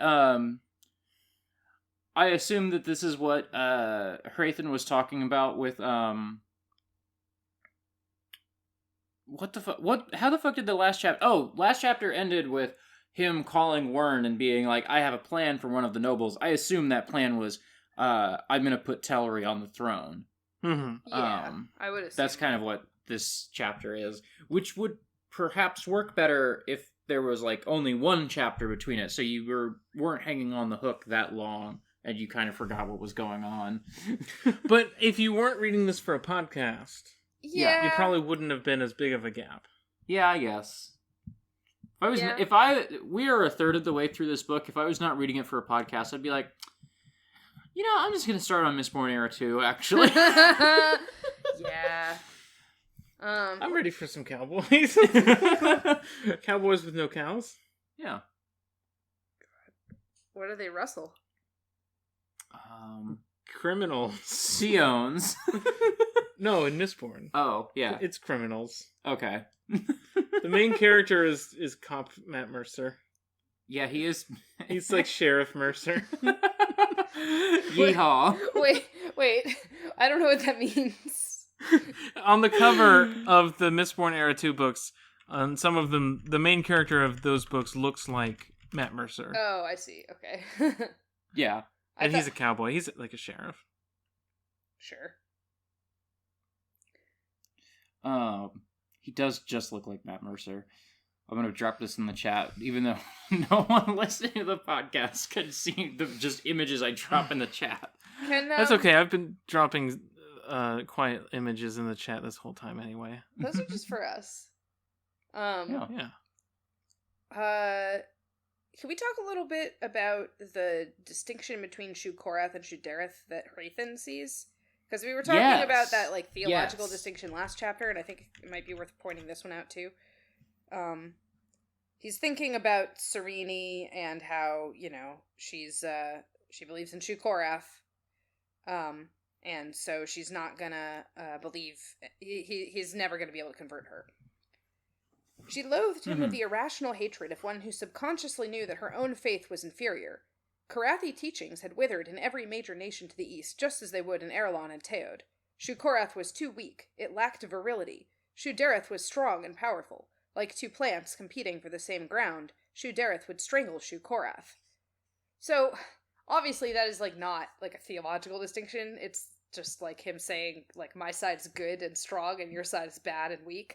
But, I think he is expressing something here that does make me want to ask questions about these religions even so, where he's they're competing for the same ground. So it's okay, do you see Shu-Korath and Shu-Dereth as, literally competing for resources? Do you have this sense that, people on any given Sunday, although, I don't know when he preaches, probably they don't have days of the week in the same way in this setting, but you know what I mean. Yeah.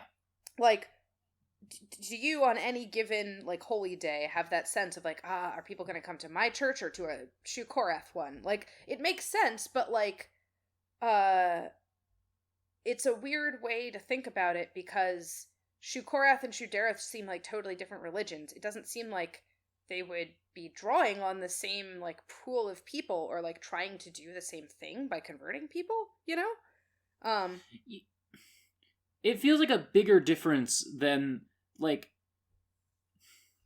sometimes people in the book say things and it sounds like the difference between, baptism and Methodism, and sometimes people say things and it feels like the difference between, Islam and Christianity, where it's just, two very different things, hard to get. It's hard to imagine the person who is talking over dinner the night before and like just casually deciding which church to go to tomorrow. You know?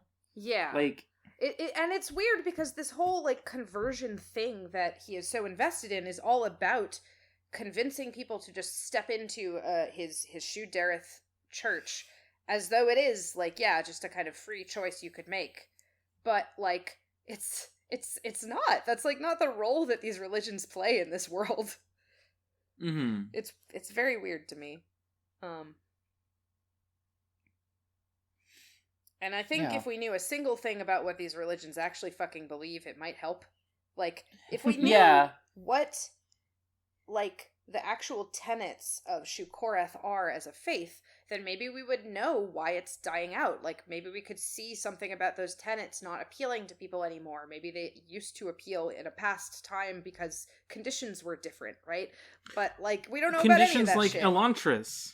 Yeah! Like, you're gonna tell me that actual demigods living on the planet and like making free food for everyone didn't influence the religions of the world in any way? I mean, it kind of seems like there was an Elantrian religion, which has obviously totally died out. But like, yeah, it doesn't really seem like Shukorath and Shudareth and Shukeseg were like affected by Elantris, and that's very strange. Yeah. Unless Shukoreth is somehow the Elantrian thing. I mean, we don't. But I don't. Shukorath is nothing. It's totally empty. It has no content. Okay, Wraithen. But also, their content is bad. No one likes their posts. They will die out here as they died out in the East. Look, they've been bleeding followers for months. The other thing is that I agree with everything you're saying, and also I recognize that like what I'm asking for all of a sudden, Brandon has put me in a place where I'm asking for more exposition, and that's not what I want either. But it's possible. It is possible to communicate things about what a faith is and like what it believes about the world that isn't just like theological exposition. You know, like like you feel like you have a pretty good understanding of Ardents. Yeah, Stormlight Archive. Yeah. Like I guess maybe this book is written such that I have a false dichotomy in my head because I just personally like my interests, I'm not really drawn toward theology. And like I think I have it in my head now that like, oh, writing about religion in books is exposition about theology, which is not necessarily true. It's just this book does that.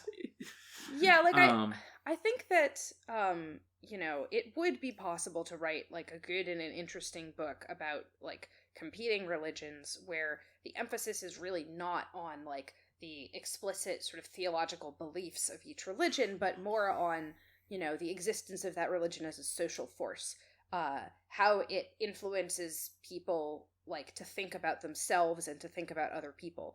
But like there are gonna be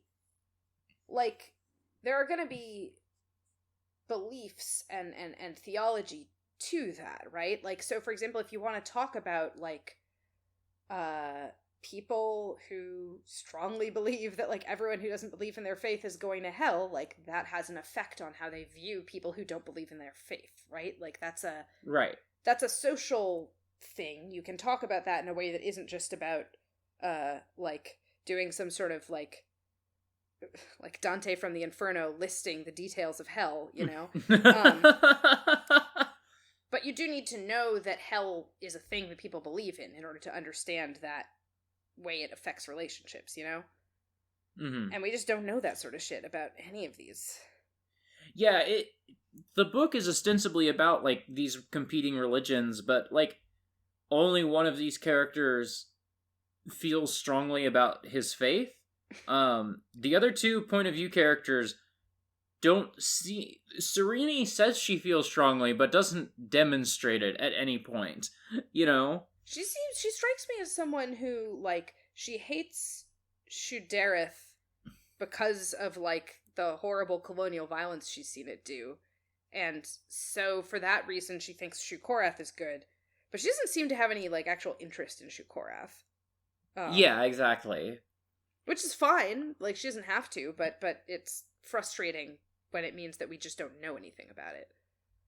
It's also hard to imagine just religion existing in the world that hasn't done colonial violence, and so it's hard to invest in it on that level of like, oh yeah, I totally believe you, Sereni, that your religion is the good one, Like, I just don't believe that. Yeah, your religion is the one that, like, your father, the king, follows, and it, like, perhaps it isn't baked into his government in quite the same way that Shudareth is baked into the feudal government, but, like, your people are a Shu-Karathi people, and, like, your people's system of government is evil. Yeah, exactly. Yeah. Does that do it for Hrathen? Oh god, no. We have to talk about the end of the chapter. What's the end of... Oh god, I forgot about this. Fetch me a man. I hope it's Raiden. If it's not, I'm gonna be so pissed. It would be so boring for it to be anyone else. For listeners who may have forgotten this part as I did, at the end of the chapter, Hrathen goes and meets with a guy and is like, hey, if any more Elantrians try to escape, bring them to me, because I want to, like, question them for theological reasons or whatever. Which is just setting up a plot point that I assume will pay off in a chapter or two for Hrathen, but yeah, I just hope it's Raiden, because anyone else is boring. It does I guess Karada is interesting, maybe. I do think it's more than possible that it's just going to be a rando, and he's going to be doing, like, magical experiments on that person, and that's going to be the point. Yeah. That he is, like, testing what the Elantrian state is. And, like, I have some interest in that. But it is very frustrating when, like, I would prefer if the main characters of this novel met and interacted. Compared to, like, magic exposition. They already new type flashed. It's time. Yeah. Like, Hrathen is literally wearing red. What more do you want? God. Well, and also just, like, it would just drive the plot in a more interesting way. Oh, interesting. If Raiden, because I assume right now we've got Raiden is trying to build up Elantris, try to build some sort of infrastructure so that people aren't hungry all the time. And it would be interesting if he made a chapter of progress on that, and then is taken away from Elantris, and all of a sudden people don't have their good king, and what happens next? I don't think that's what's going to happen. Yeah. Or it'll be somebody that Hrathen will turn against Raiden. Yeah, that could also be interesting if he gets Karada. Karada starts sneaking out once a week to go see her kid, and he gets Karada, and, like, she says, like, oh, Raiden, who was once the crown prince, did blah, blah, blah, blah, blah. That would be interesting. That could create a plot. Yeah. He's just... At last, we have come to the end of our chapters. How are we feeling? Doing good? I just have to believe he's just building steam for something that is gonna make it, if not all worth it, at least, like, make me happy in the end. Yeah, like, if the last 6 chapters of this book are fucking sick, that'll be, like, that'll be great, hopefully. But we're a third of the way through this book. Yeah. I was fiddling around with the spreadsheet this week of, like, I think I've just settled, like, we're just gonna read 3 chapters of every book, every week. But anyway, I was fiddling around with it. I was like, oh yeah, we're gonna be reading Elantris for, like, a pretty long time, but also, we're a third of the way through the book already, Like, maybe not that long. Are we? Because we're on chapter 15. Aren't there 60 chapters? Yeah, but the chapters are gonna get way shorter and quicker, is the thing. And then we have the extra stuff. Yeah, we have the Did you count the epilogue as a chapter? Yes. Okay. I did. Because after that we have deleted scenes and then the Mad Prince. And the Hope of Elantris. That's a different thing. Okay. That's a novella. Yeah. It's totally different. That's Short not story. in this book. short story, but yeah. Yeah. So, what is this, week 5 Yeah. of Elantris? We're still hitting that 2-hour mark. We're still hollering and hooting. Mm-hmm. I think we're gonna continue to find stuff to holler and hoot about throughout this book. I think that's just what this book's gonna be. Yeah. Yeah, and then at some point, we'll be hooting and hollering about whole new things. Yeah. Mm-hmm. That's life. Tilly, where can people find you online? You can find me on Twitter at @SharAsnablunt, and you can check out my other podcast, Higgledy Piggledy Whale Statements, which is on the Abnormal Mapping Network, and we read Moby Dick. I put out a promo video today for the episode that's coming out tomorrow, which is just Ben reading a really sick speech that Ahab gives about, like... It's so good. Yeah, it's just Ahab being like, listen, this is what I'm trying to do here with this Moby Dick thing. I'm basically trying to punch God in the face. And Ben just read that aloud, and I put like a metal song about Moby Dick underneath it, and I'm pretty pleased. Looking forward to, I hope people like that episode.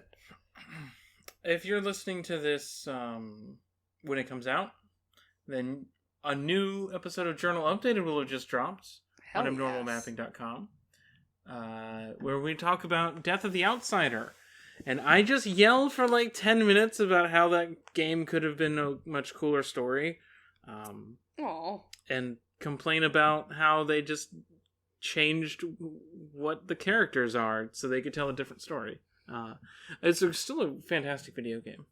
Mm-hmm. But you can find me on Twitter at neithernora. You can find the stuff I do at norablake.online. Join the Abnormal Mapping Discord server, and you will find an export chat channel. And that is the closest you'll ever get to an export audio Discord for audience members. I am really I've been reading every message that's posted there, so... I'm super excited for when, the first episode of Arcanum drops, with that being a thing. Yeah, that's gonna be fun. I want people, reacting to the episode. Yeah, I hope so. Or reacting to the book. I hope somebody out there is having emotions about Elantris the way I am, and the way y'all are. Is Elantris our Sheod? By the end of this? We're all gonna have suffered so much pain that it's like we're not alive anymore. We're gonna start the final episode of Elantris by saying there's some hoheads in this house. You can find me on Twitter at autumnal_coffee. Also in the Discord is a pinned message. I have a pinned tweet on my Twitter that'll take you to the Patreon that supports this podcast, that supports a bunch of other podcasts. I mentioned this on the export that went up on Sunday, but I had I spilled coffee on a computer and it's broken.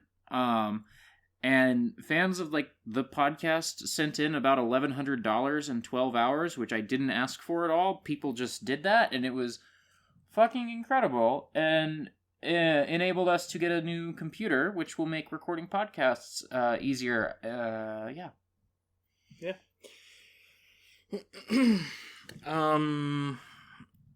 Thank you for listening to Ars Arcanum. This is the end of the episode now. I'm doing the sign-off ramble that Autumn always just stares at me while I do. They're staring May your right heart now. be your guiding key. May your heart be your guiding key. Kien. I'm just gonna turn off the recording.